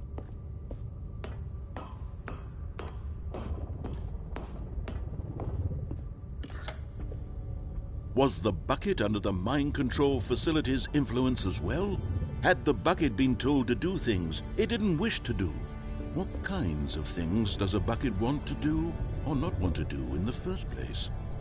These questions raced furiously in Stanley's feeble mind. No! He screamed into the bucket. He couldn't accept it. His own life in someone else's control, never! He squeezed the bucket tighter. His one friend in the entire world. At this point, he could trust no one except for the bucket.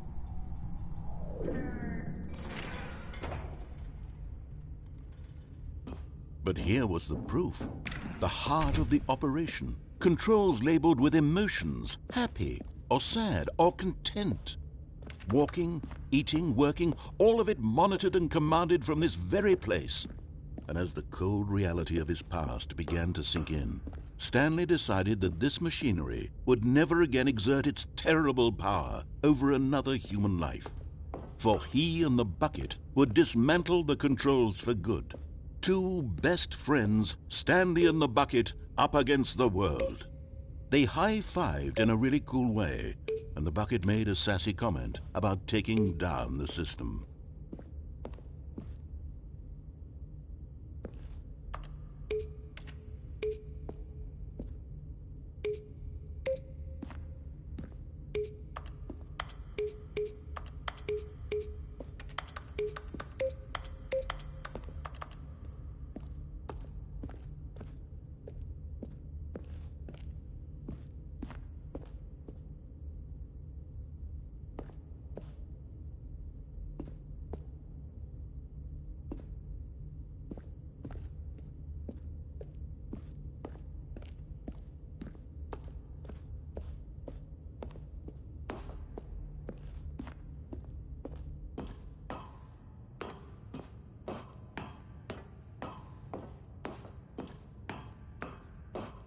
When at last they came to the...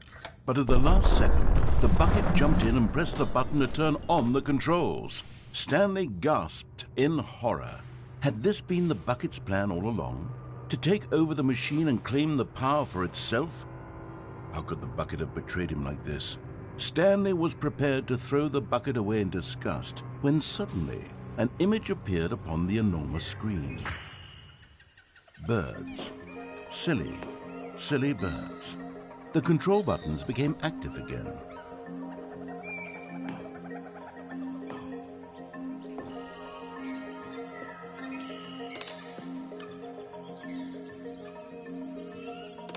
Stanley flipped through one video of silly birds after another, and then it dawned on him. This wasn't a mind control facility at all.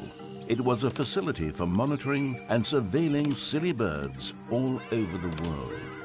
The mind controls were only a facade to disguise its true intentions. Had the bucket known this all along? Stanley marveled at the metal genius in his hands, the one who had pointed him towards this incredible discovery. Stanley and the bucket never found freedom because they spent the rest of their lives here in this place, flipping through live streams of the silliest birds imaginable. Of all the possible paths his life could have taken, this one was surely the best. And Stanley was happy.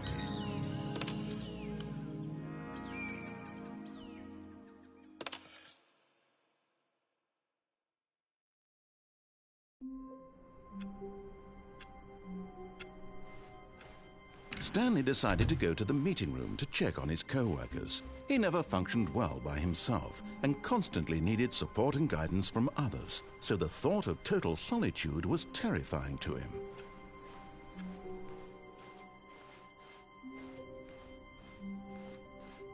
When Stanley came to a set of 2 open doors, he entered the door on his left.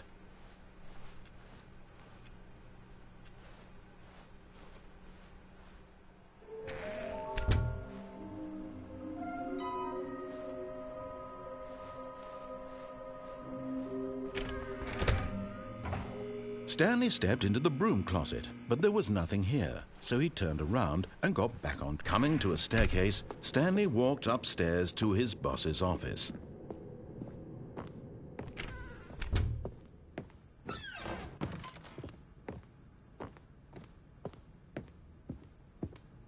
Stepping into his manager's office, Stanley was once again stunned to discover not an indication of any human life.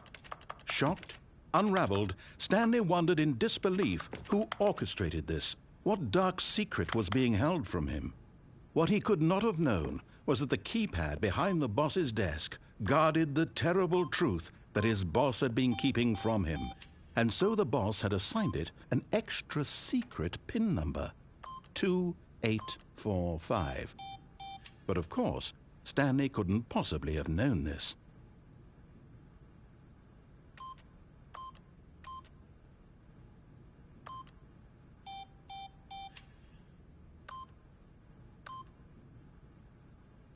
Stanley just sat around twiddling his thumbs. Trying to input anything on the device was useless, since he could never possibly know that the combination was. Yet incredibly, by simply pushing random buttons on the keypad, Stanley happened to input the correct code by sheer luck. Amazing. He stepped into the newly opened passageway.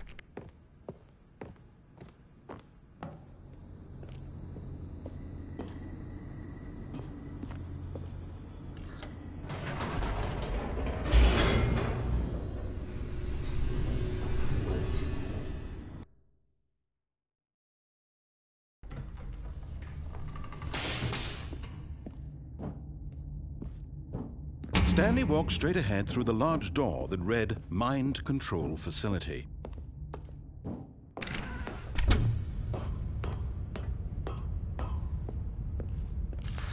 The lights rose on an enormous room packed with television screens.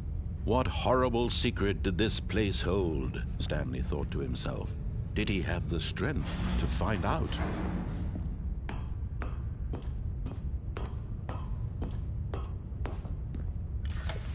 Now the monitors jumped to life, their true nature revealed. Each bore the number of an employee in the building, Stanley's co-workers. The lives of so many individuals reduced to images on a screen, and Stanley, one of them, eternally monitored in this place where freedom meant nothing.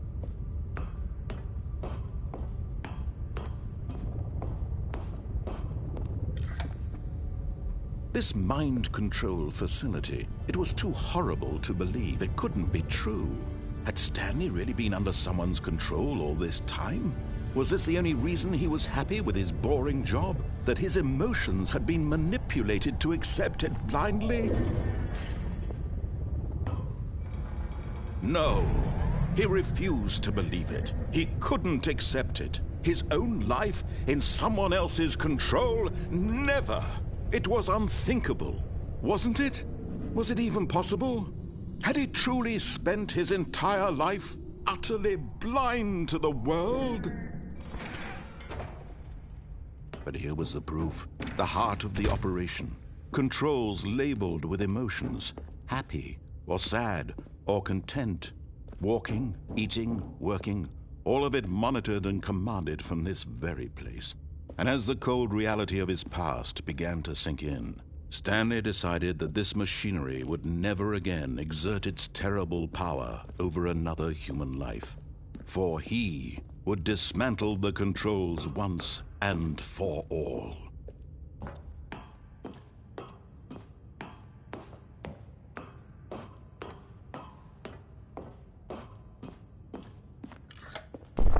Oh, Stanley, you didn't just activate the controls, did you? After they kept you enslaved all these years, you go and you try to take control of the machine for yourself. Is that what you wanted? Control? Oh, Stanley, I applaud your effort, I really do. But you need to understand, there's only so much that machine can do. You were supposed to let it go, turn the controls off, and leave. If you want to throw my story off track, you're going to have to do much better than that. I'm afraid you don't have nearly the power you think you do. For example, and I believe you'll find this pertinent, Stanley suddenly realized he had just initiated the network's emergency detonation system. In the event that this machine is activated without proper DNA identification, nuclear detonators are said to explode, eliminating the entire complex. How long until detonation then? Let's say, 2 minutes. Now this is making things a little more fun, isn't it, Stanley? It's your time to shine. You are the star. It's your story now. Shape it to your heart's desires. Oh, this is much better than what I had in mind. What a shame we have so little time left to enjoy it. Mere moments until the bomb goes off. But what precious moments each one of them is. More time to talk about you, about me, where we're going, what all this means. I barely know where to start. What's that? You'd like to know where your co-workers are? A moment of solace before you're obliterated? All right, I'm in a good mood. You're gonna die anyway. I'll tell you exactly what happened to them. I erased them. I turned off the machine. I set you free. Of course, that was merely in this instance of the story. Sometimes when I tell it, I simply let you sit there in your office forever, pushing buttons endlessly and then dying alone. Other times, I let the office sink into the ground, swallowing everyone inside, or I let it burn to a crisp. I have to say this, though, this version of events has been rather amusing. Watching you try to make sense of everything and take back the control wrested away from you, it's quite rich. I almost hate to see it go. But I'm sure whatever I come up with on the next go-around will be even better. My goodness, only 34 seconds left. But I'm enjoying this so much. You know what? To hell with it. I'm going to put some extra time on the clock. Why not? These are precious additional seconds, Stanley. Time doesn't grow on trees. Oh dear me, what's the matter, Stanley? Is it that you have no idea where you're going or what you're supposed to be doing right now? Or did you just assume when you saw that timer that something in this room was capable of turning it off? I mean, look at you. Running from button to button, screen to screen, clicking on every little thing in this room. These numbered buttons, no, these colored ones, or maybe this big red button, or this door. Everything, anything, something here will save me. Why would you think that, Stanley? That this video game can be beaten? Won? Solved? Do you have any idea what your purpose in this place is? Stanley, you're in for quite a disappointment. But here's a spoiler for you. That timer isn't a catalyst to keep the action moving along. It's just seconds ticking away to your death. You're only still playing instead of watching a cutscene because I want to watch you for every moment that you're powerless. To see you made humble. This is not a challenge. It's a tragedy. You wanted to control this world, that's fine. But I'm going to destroy it first, so you can't. Take a look at the clock, Stanley. That's 30 seconds you have left to struggle. 30 seconds until a big boom and then nothing. No ending here, just you being blown to pieces. Will you cling desperately to your frail life, or will you let it go peacefully? Another choice. Make it count. or don't. It's all the same to me, all a part of the joke. And believe me, I will be laughing at every second of your inevitable life from the moment we fade in until the moment I say, happily ever after.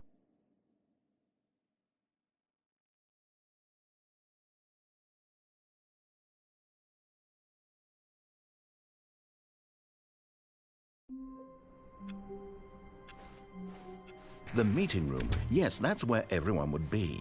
Stanley just needed to get to the meeting room, and from then on, he would never be alone ever again.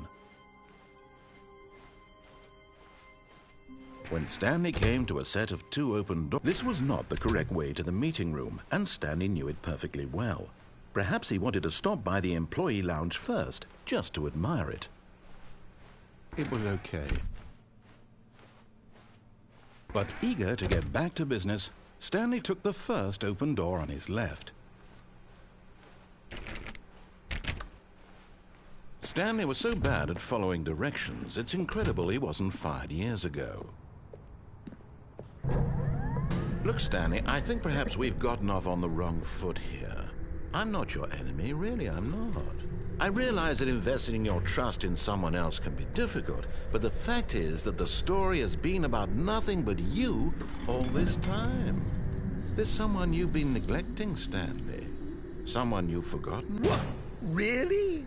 I was in the middle of something. Do you have zero consideration for others? Are you that convinced that I want something bad to happen to you? Why, I don't know how to convince you of this, but I really do want to help you, to show you something beautiful.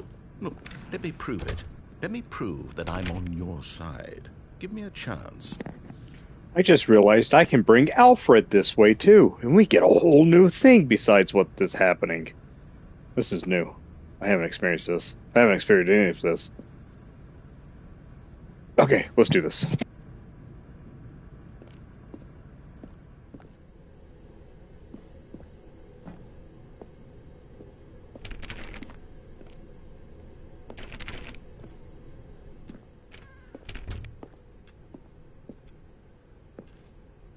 Now listen carefully, this is important. Stanley walked through the red door. And there it is, the last Stiggly Wiggly. Savor this moment, Stanley. This is a real accomplishment. This is doing something just for the sake of doing it. Where so many people expect to be rewarded for the most trivial achievements, you've insisted that a job well done is its own reward. I would tell you that I'm proud of you for collecting them all, but that would be like a reward, and we can't have that. So, instead I'll just say, it's done. We're all done here, and now we can go to whatever the hell you were doing before you hunted for figurines.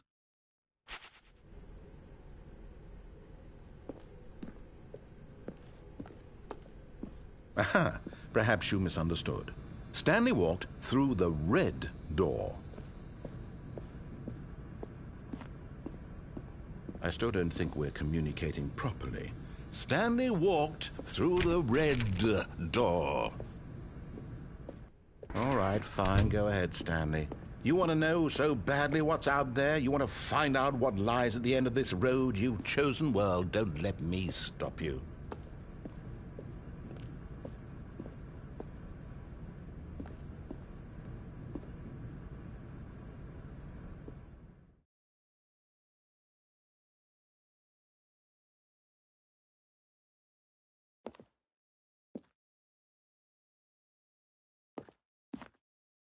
You see, there's nothing here.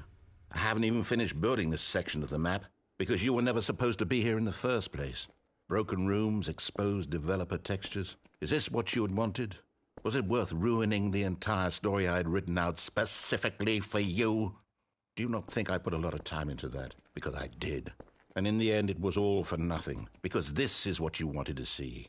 Help me here, Stanley. Help elucidate these strange and unknowable desires of yours. What would have made this game better? What did you want to see? Vehicles? Skill trees? Work with me. You've given me absolutely nothing so far. Tell you what, let me take a stab in the dark at a new design and you can give me some feedback. There we go. A third option. This already feels leaps ahead of where we were before. Go ahead, Stanley. Take it for a spin.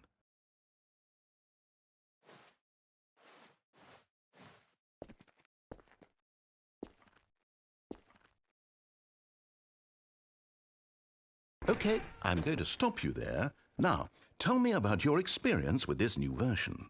Would you say that the game benefited from allowing you more choices? Feel free to be honest. I'm looking for some real critical feedback here. Aha! You see, I knew I was onto something. Where do these flashes of inspiration come from? How did I know the game needed a third door? Well, it's instinct mostly, a calling in your gut. I really couldn't say where the idea came from, except that I felt it in my soul. You can't teach that, Stanley. Don't even try. Here, based on the data from your previous playthrough, I've compiled a new version. And to be perfectly candid, I think I've knocked it out of the park with this one. Let's take a look.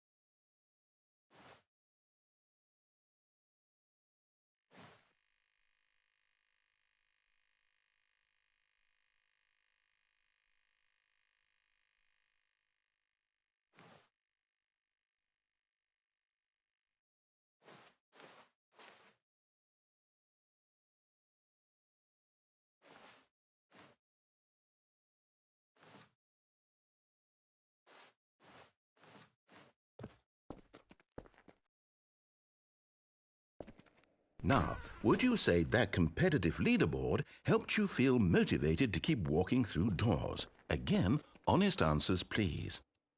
Hey, I nearly forgot. I've got a prototype of a new game I've been working on, and now would be a lovely opportunity to give it some playtesting. You wouldn't mind taking a look at it, would you? Perfect. Let me boot it up. In this game, the baby crawls left towards danger. You click the button to move him back to the right. And if he reaches the fire, you fail. It's a very meaningful game, all about the desperation and tedium of endlessly confronting the demands of family life. I think the art world will really take notice.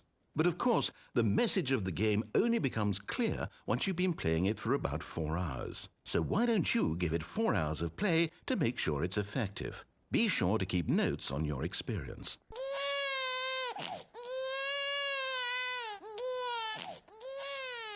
You heartless bastard. Did you do it because you hate babies or purely to spite me? Because if it's the latter, well, I don't know what to do. I'm completely out of ideas. I can't think of a single thing that might improve the experience for me. I'm not even going to try. I'm out, I'm done. It's over. Thank you for playing. Your input was extremely valuable. Oh, hey, since my game was so awful, why don't we play someone else's game? Just to ease the pain. Let's see. What do we have here? Yes, this seems like it'll work. Let's give it a shot.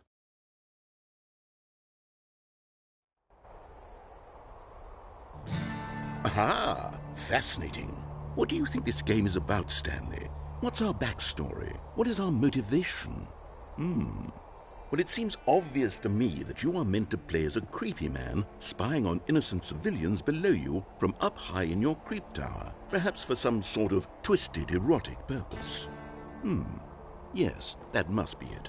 What a fascinating venture into the experience of total mental depravity. So far, I love everything about this game, Stanley, and it seems there's even more. Come, let's venture outward and see what else is out there. No way did it just replicate. I'm pretty sure this is Firewatch.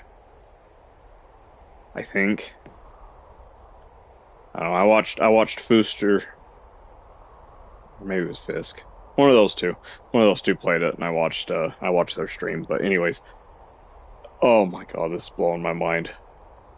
I wonder if the creators are the same for both games. I really didn't look. I haven't done any research for this game. I mean, I just started playing it, and I am loving this. Sorry, I'm loving this so much. I was eating trail mix, that's why I wasn't talking so much. I'm gonna shut up now and go back to enjoying this. Here we go.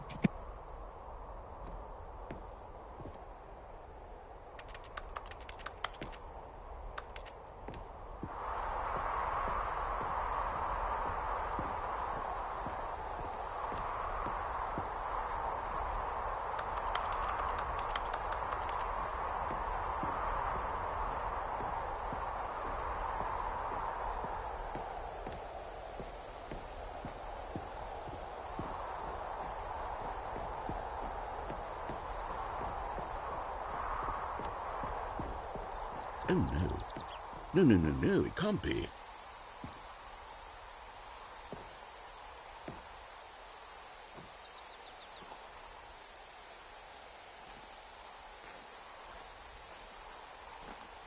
It is. It's an open world game. Good God, quickly block it off. Oh, thank goodness, Stanley. What a close call. You nearly wandered off into that thing. That big, open, just wandering around. No right or wrong directions. No path to follow. You can just go in any... Oh, thank heavens we avoided it. We're out of the woods now, Stanley. Okay, I'm going to get us out of here. Let's find another game. Preferably something with walls. Something with nice, big, insurmountable walls. Okay, I think this will be just the thing.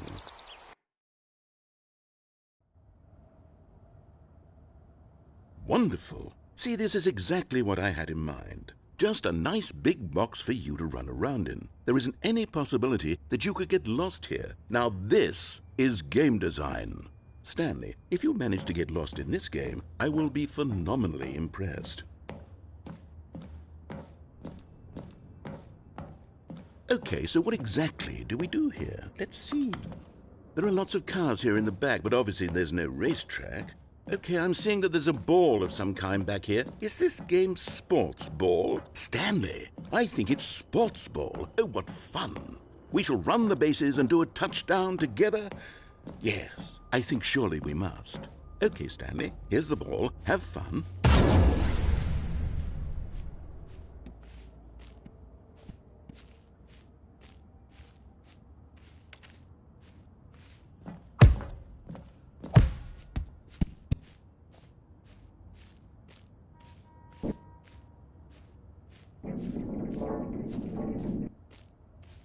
Are you doing it? Are you winning? Is this fun? Is it better than my miserable little story that I worked so hard on? Stanley, I have a thought. And I realize I'm not a sportsologist, but if one ball generates a certain amount of raw adrenal pleasure, then surely multiple balls makes for an even more euphoric sports experience. I'm going to try it out. Here comes another ball. Yes! Oh, goodness, that really does feel amazing, doesn't it?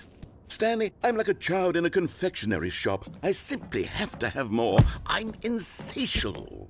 More balls!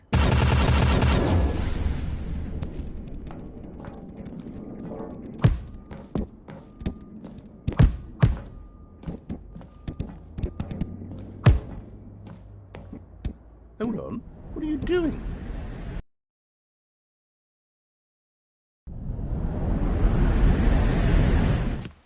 Stanley, don't do that. I can't follow you there. I can't help you. How will you write a story without me? You can't do it. You know that. Stanley, come back. We still have...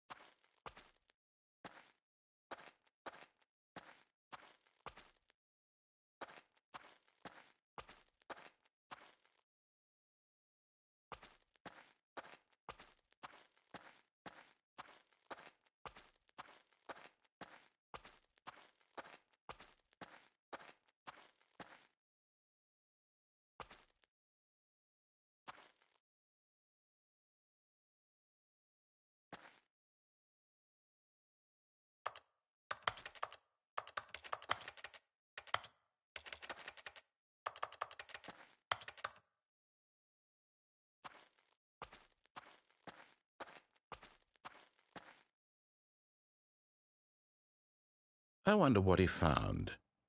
If what he wanted was to be the leading man in his own story, well, perhaps he's gotten it, down in wherever he is right now. I wonder if he's happy with his choice, and if he's learned the heavy cost that comes with it. He'll understand soon what I was trying to tell him. He needs me. Someone who will wrap everything up at the end, to make sense out of the chaos and the fear and the confusion. That's who I am. That is what I mean to this world. Oh, yes. Yes, I'll be back. There's no other way. Once this ends, after it all comes to a close, then I'll be back. The end will be here soon. Very soon. I can wait.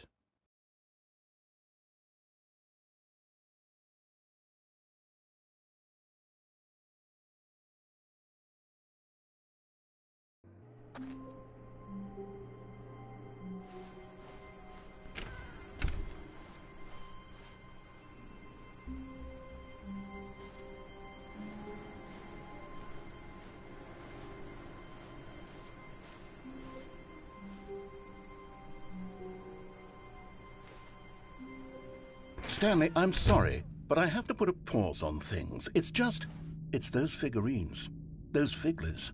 I haven't stopped thinking about them since you nabbed every last one. Wasn't it just the most intrinsically fulfilling moment of your entire life? Didn't it fill you to the brim with inner richness? Yes, I know we're supposed to be telling a story, but won't you please indulge me with one more trip back to the memory zone? I would love nothing more than to revisit the figurines. Just one more time.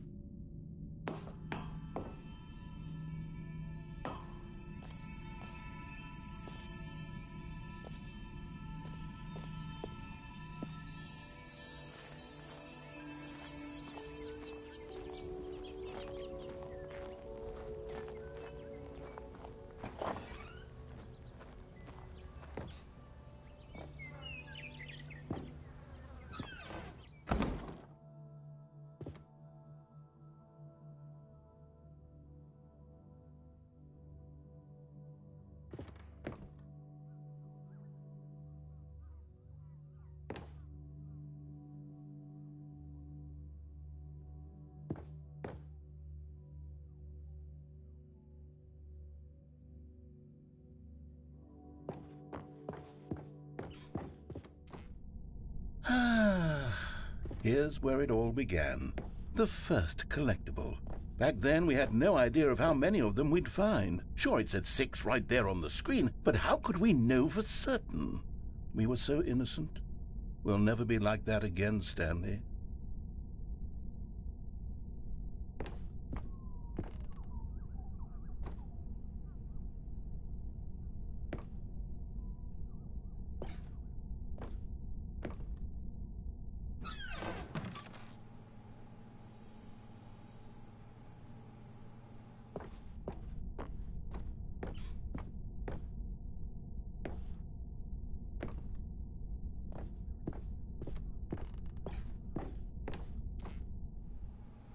And here was a second Stanley. You found this one all on your own, just by poking around in the boss's bathroom. You did that, Stanley. I'll be honest. Back then I had no faith in you to find any of them, let alone 6. But you continue to surprise me in all sorts of mundane, unremarkable ways.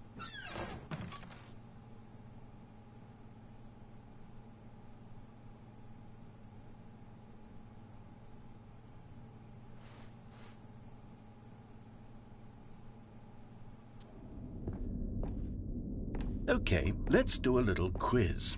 Which of these rooms was the room you found your third mini Stan? Can you remember?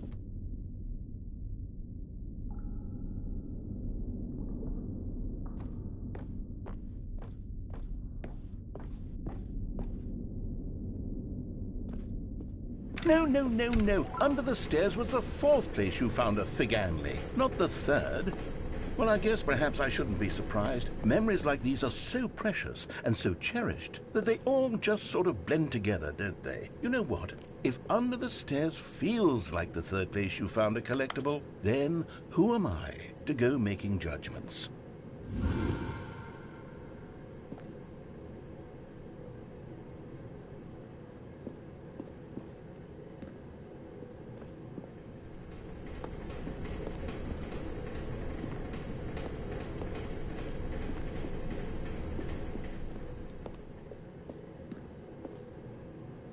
Let's see, what came next?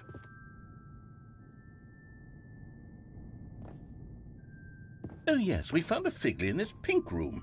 Oh, well, I can't actually say I remember being in this room, but it's here in the memory zone, so it must have happened.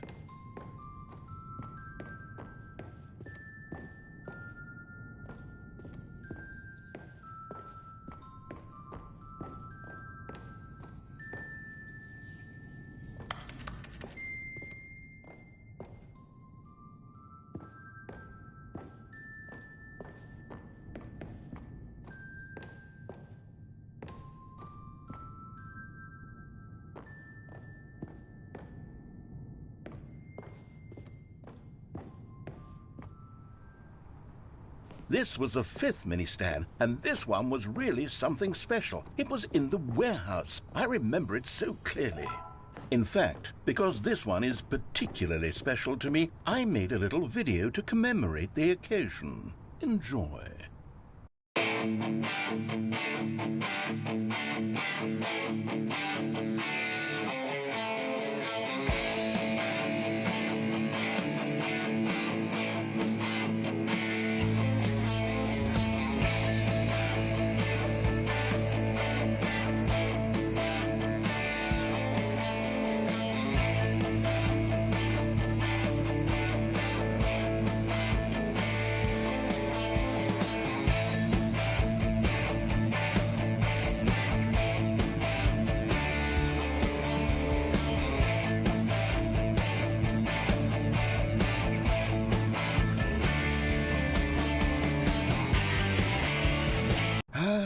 Takes you back, doesn't it? I spent a lot of time making that video, but it was 8 minutes I wouldn't have spent on anything else.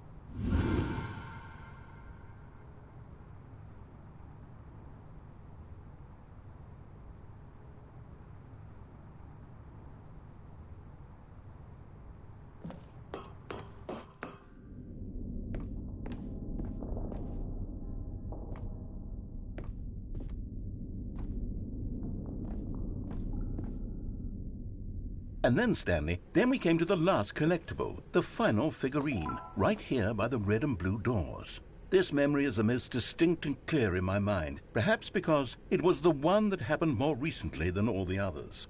Who can truly say how the mind works? All I know is that this is the moment where you picked up a Figley and I thought to myself, yes, that's all of them. They're all collected. It was a moment unlike any other. Except for the other moments picking up figurines, which it was exactly like.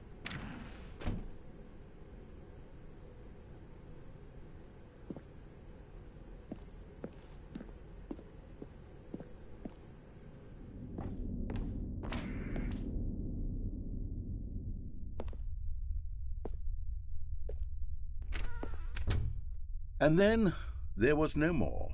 Because we've caught up to the present moment. Nothing left to do but move onward into the future. Goodbye, memory zone.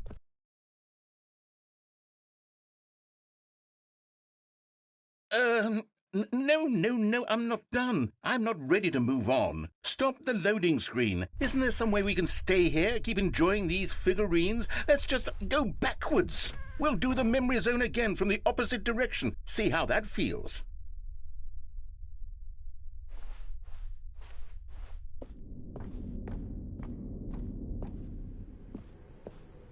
Okay, yes, the room with the red and blue doors. I remember this. I must say, of all the figurines we looked at in our initial tour of the memory zone, this one is the most distinct and clear in my mind. Let's keep going, I want more. And here's where I made that video. Don't you remember the video we watched?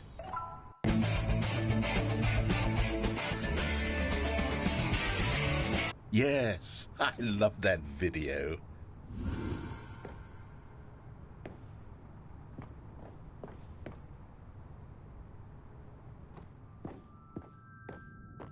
Still don't remember the pink room, Stanley. Still no memory of this one. Good room, though. A solid room. These really were a treat to hunt down. You know, if there had been any kind of reward for finding all of these, it really would have muted the intrinsic joy of collecting them. I'm very glad we resisted the temptation. Next one.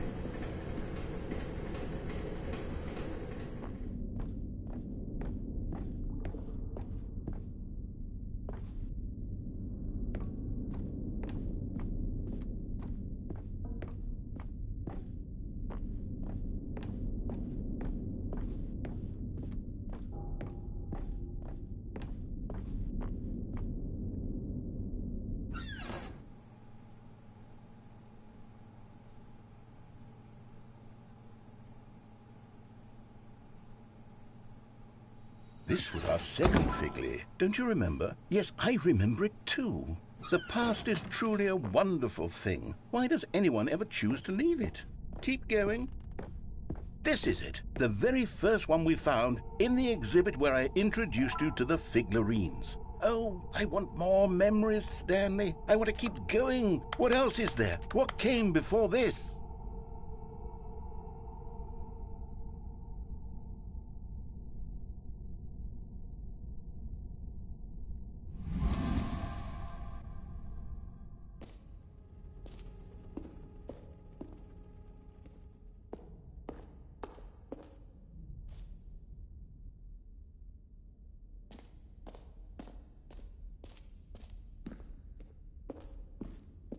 Look, it's the terrible new content that we were originally sold on.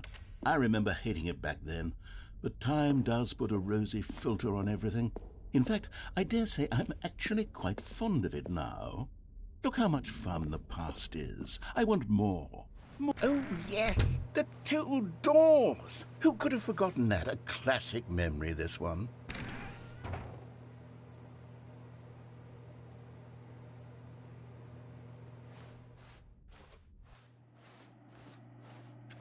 And before everything else, there was your office. Is there anything else? Was there something that came before your office? There's something I feel I can remember. I can remember.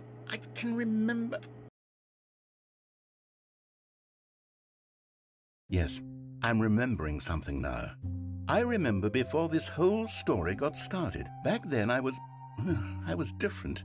I used to make big decisions. I was passionate. I was skeptical. I weighed each decision with profound thoughtfulness. And then somewhere along the way, I stopped making decisions. I became lazy. And I came up with a character named Stanley to do my thinking for me. He would make the decisions. He would decide which way to go. I would cheer him on as he collected figurines for no reason. Why did I invent Stanley? Was I lonely? Yes, perhaps that's it. Perhaps I needed to imagine I had companionship. And Stanley really did make for a wonderful companion, even if he was a fiction. But I suppose it's grown old. I want to think for myself again. I want to go back to how it used to be. Yes, I can be on my own again. I can do it. I'll be stronger this time. I'll take care of myself. I don't need Stanley anymore. Oh, but he truly was so much fun to play with. You know what? Since we're in the memory zone, how about one more good memory? Let's go back just once and give Stanley one more run of the office, and then I'll retire him for good. I did enjoy telling his story so very much. Okay, here we go. This is the story of a man named Stanley.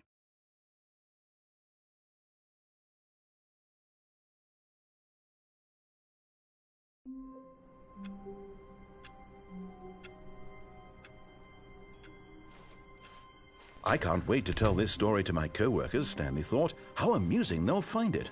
Oh, won't we all just laugh and laugh at The bucket made Stanley want to be a better man and a better co-worker.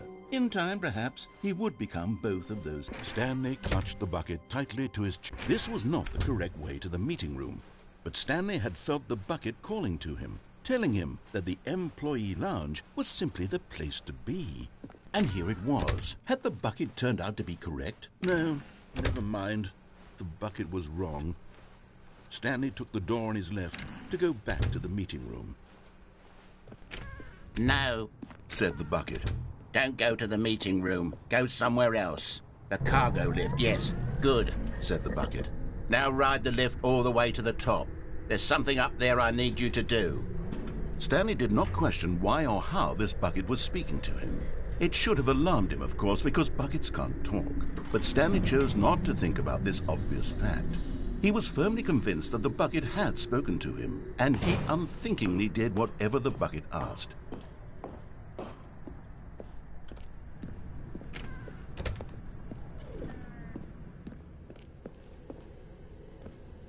No, stop. Look there on the wall, you see? There's a sign right there. It says, "No buckets past this point." Stanley, how could you think it was okay to bring the bucket here? Unless, what if the problem is that you actually don't know what is a bucket and what isn't a bucket? I suppose that would explain a lot about your behavior up to this point. Which, if that's true, well, my goodness, I think we have to do something about it. This misunderstanding could have dire consequences on the entire rest of the game if not addressed quickly and properly. So much of the impact of the story is dependent on your understanding of what is and isn't a bucket. Please, step in here for a moment.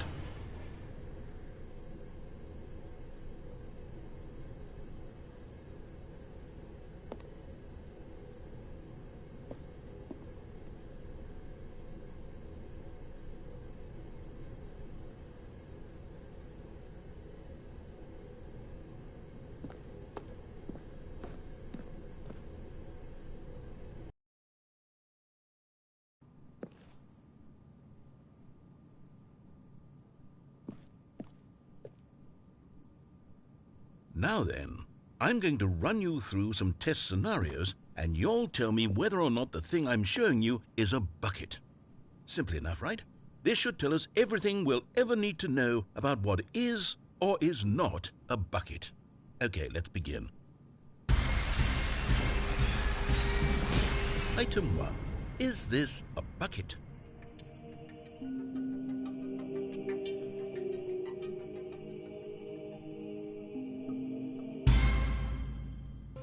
Incorrect. It is a hologram of a bucket, not an actual bucket.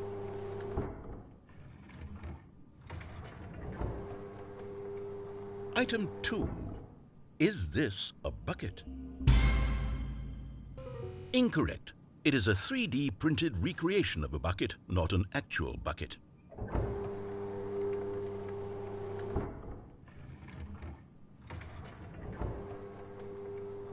Item 3. Is this a bucket? Correct.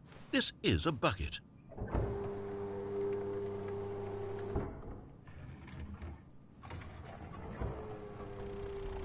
Item 4. Is this a bucket? What? Are you hallucinating? This is a tractor. It's an enormous machine that tills the earth. I thought this was a gimmick. How on earth did you manage to screw it up? Absolutely incredible. Let's just move on to the next one.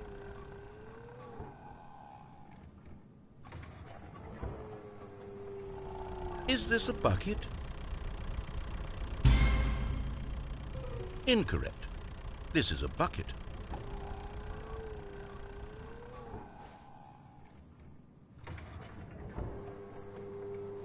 Item 6. Is this a bucket?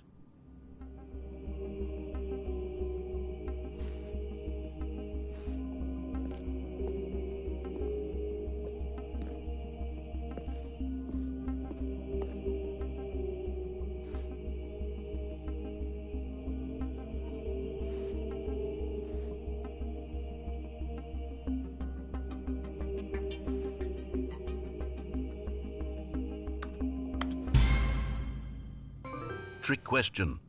Both. Gotcha.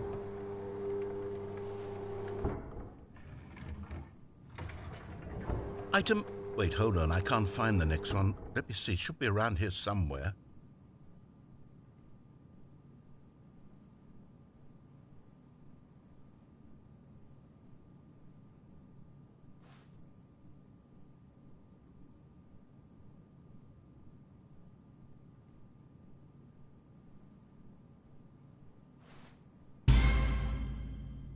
Okay, you and I both know there isn't anything here. And I don't appreciate the implication that nothing is a bucket when we both clearly know that a bucket is something, and therefore nothing could possibly be something.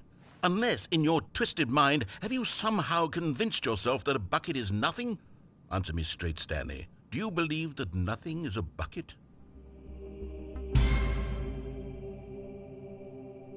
You know what? I'm too confused to even sort it out. I've lost all sense of perspective. What is a bucket? What isn't a bucket? Mere moments ago I could answer these questions with confidence, and yet now I'm somewhat adrift. Do any of us know what a bucket is? Am I a bucket? Stanley, I can't keep doing this. I'm losing myself, and myself was all I ever had to begin with. I'm afraid the bucket is threatening to tear our relationship apart. I can't have that. I'm sorry, but I'm going to erase all buckets from the game entirely. Okay. Here we go.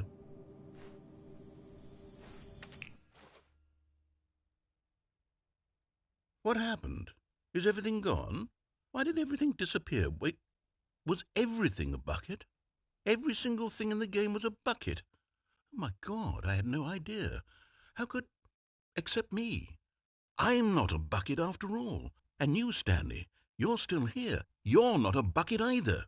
Oh, this is wonderful news. We're not buckets. Yes, I actually feel much more at ease right now. It's delightful to get some clarity on that issue, but it doesn't change the fact that we haven't got a game. So, tell you what, I'll reset everything and we'll put back all of the buckets, okay?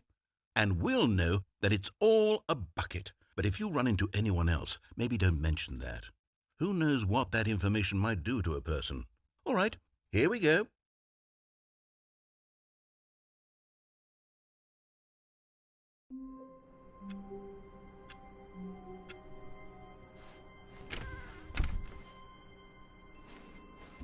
Not everyone is so lucky to have a bucket, but Stanley is a... Stanley clutched the bucket tightly to his chest and entered the door on his left. This was not the correct way to the meeting room, but Stanley had felt the bucket calling to him, telling him that the employee lounge was simply the place to be.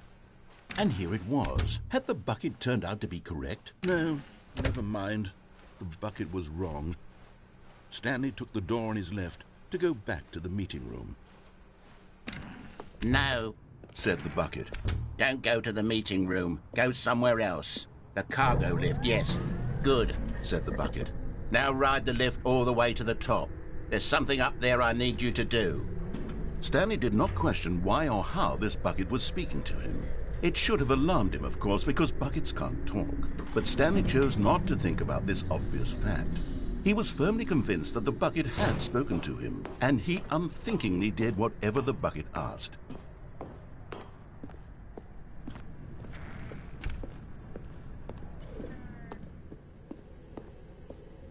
No, stop. Look there on the wall. You see, there's a sign right there. It says, "No buckets past this point." Stanley, how could you think it was okay to bring the bucket here? Unless, what if the problem is that you actually don't know what is a bucket and what isn't a bucket? I suppose that would explain a lot about your behavior up to this point. Which, if that's true, well, my goodness, I think we have to do something about it. This misunderstanding could have dire consequences on the entire rest of the game if not addressed quickly and properly.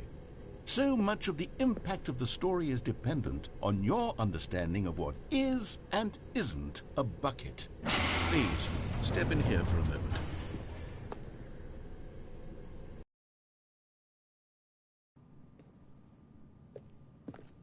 Now then, I'm going to run you through some test scenarios, and you'll tell me whether or not the thing I'm showing you is a bucket.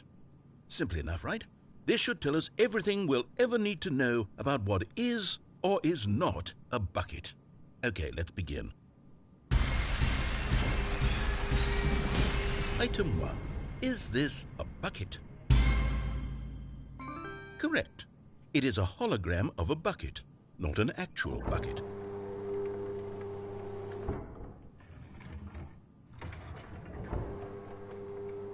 Item 2. Is this a bucket? Correct. It is a 3D printed recreation of a bucket, not an actual bucket.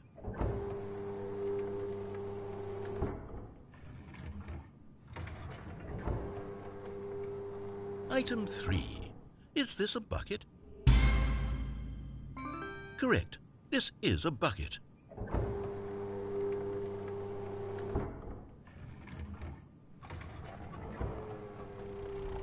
Item 4. Is this a bucket? Correct. This is a tractor and not a bucket. To be honest, I just sort of put this one in here as a gimme, but I was starting to get concerned that even this might be too much for you. Thank you for not making me look like an idiot. Okay, next one.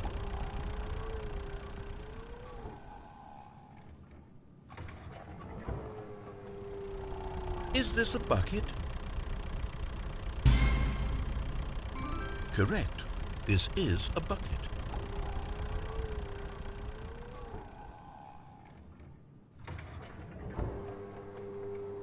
Item 6. Is this a bucket? Trick question. Both. Gotcha.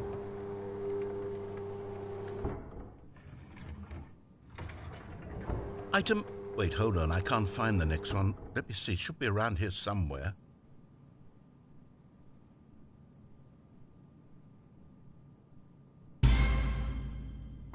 Yes. Thank you. There's nothing here. Of course it isn't a bucket. We both know full well that nothing isn't a bucket. Wait, when I say nothing isn't a bucket, that makes it sound like I'm saying everything is a bucket, which of course is not true. Unless... Is that what you think? Answer me straight, Stanley. Are you trying to tell me that you believe everything is a bucket? You know what? I'm too confused to even sort it out. I've lost all sense of perspective. What is a bucket? What isn't a bucket? Mere moments ago I could answer these questions with confidence. And yet now I'm somewhat adrift. Do any of us know what a bucket is? Am I a bucket? Stanley, I can't keep doing this. I'm losing myself, and myself was all I ever had to begin with. I'm afraid the bucket is threatening to tear our relationship apart. I can't have that. I'm sorry. But I'm going to erase all buckets from the game entirely. Okay, here we go.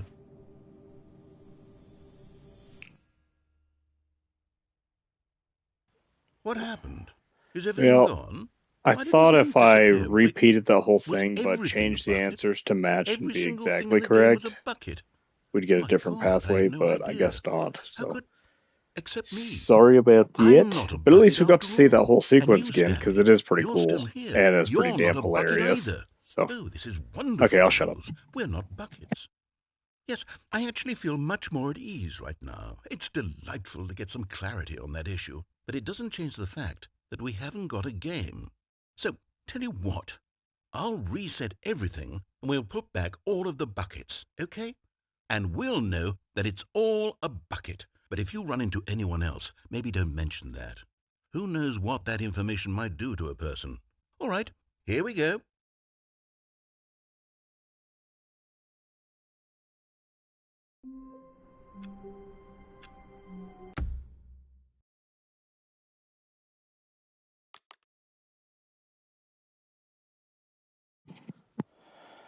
All right, everybody.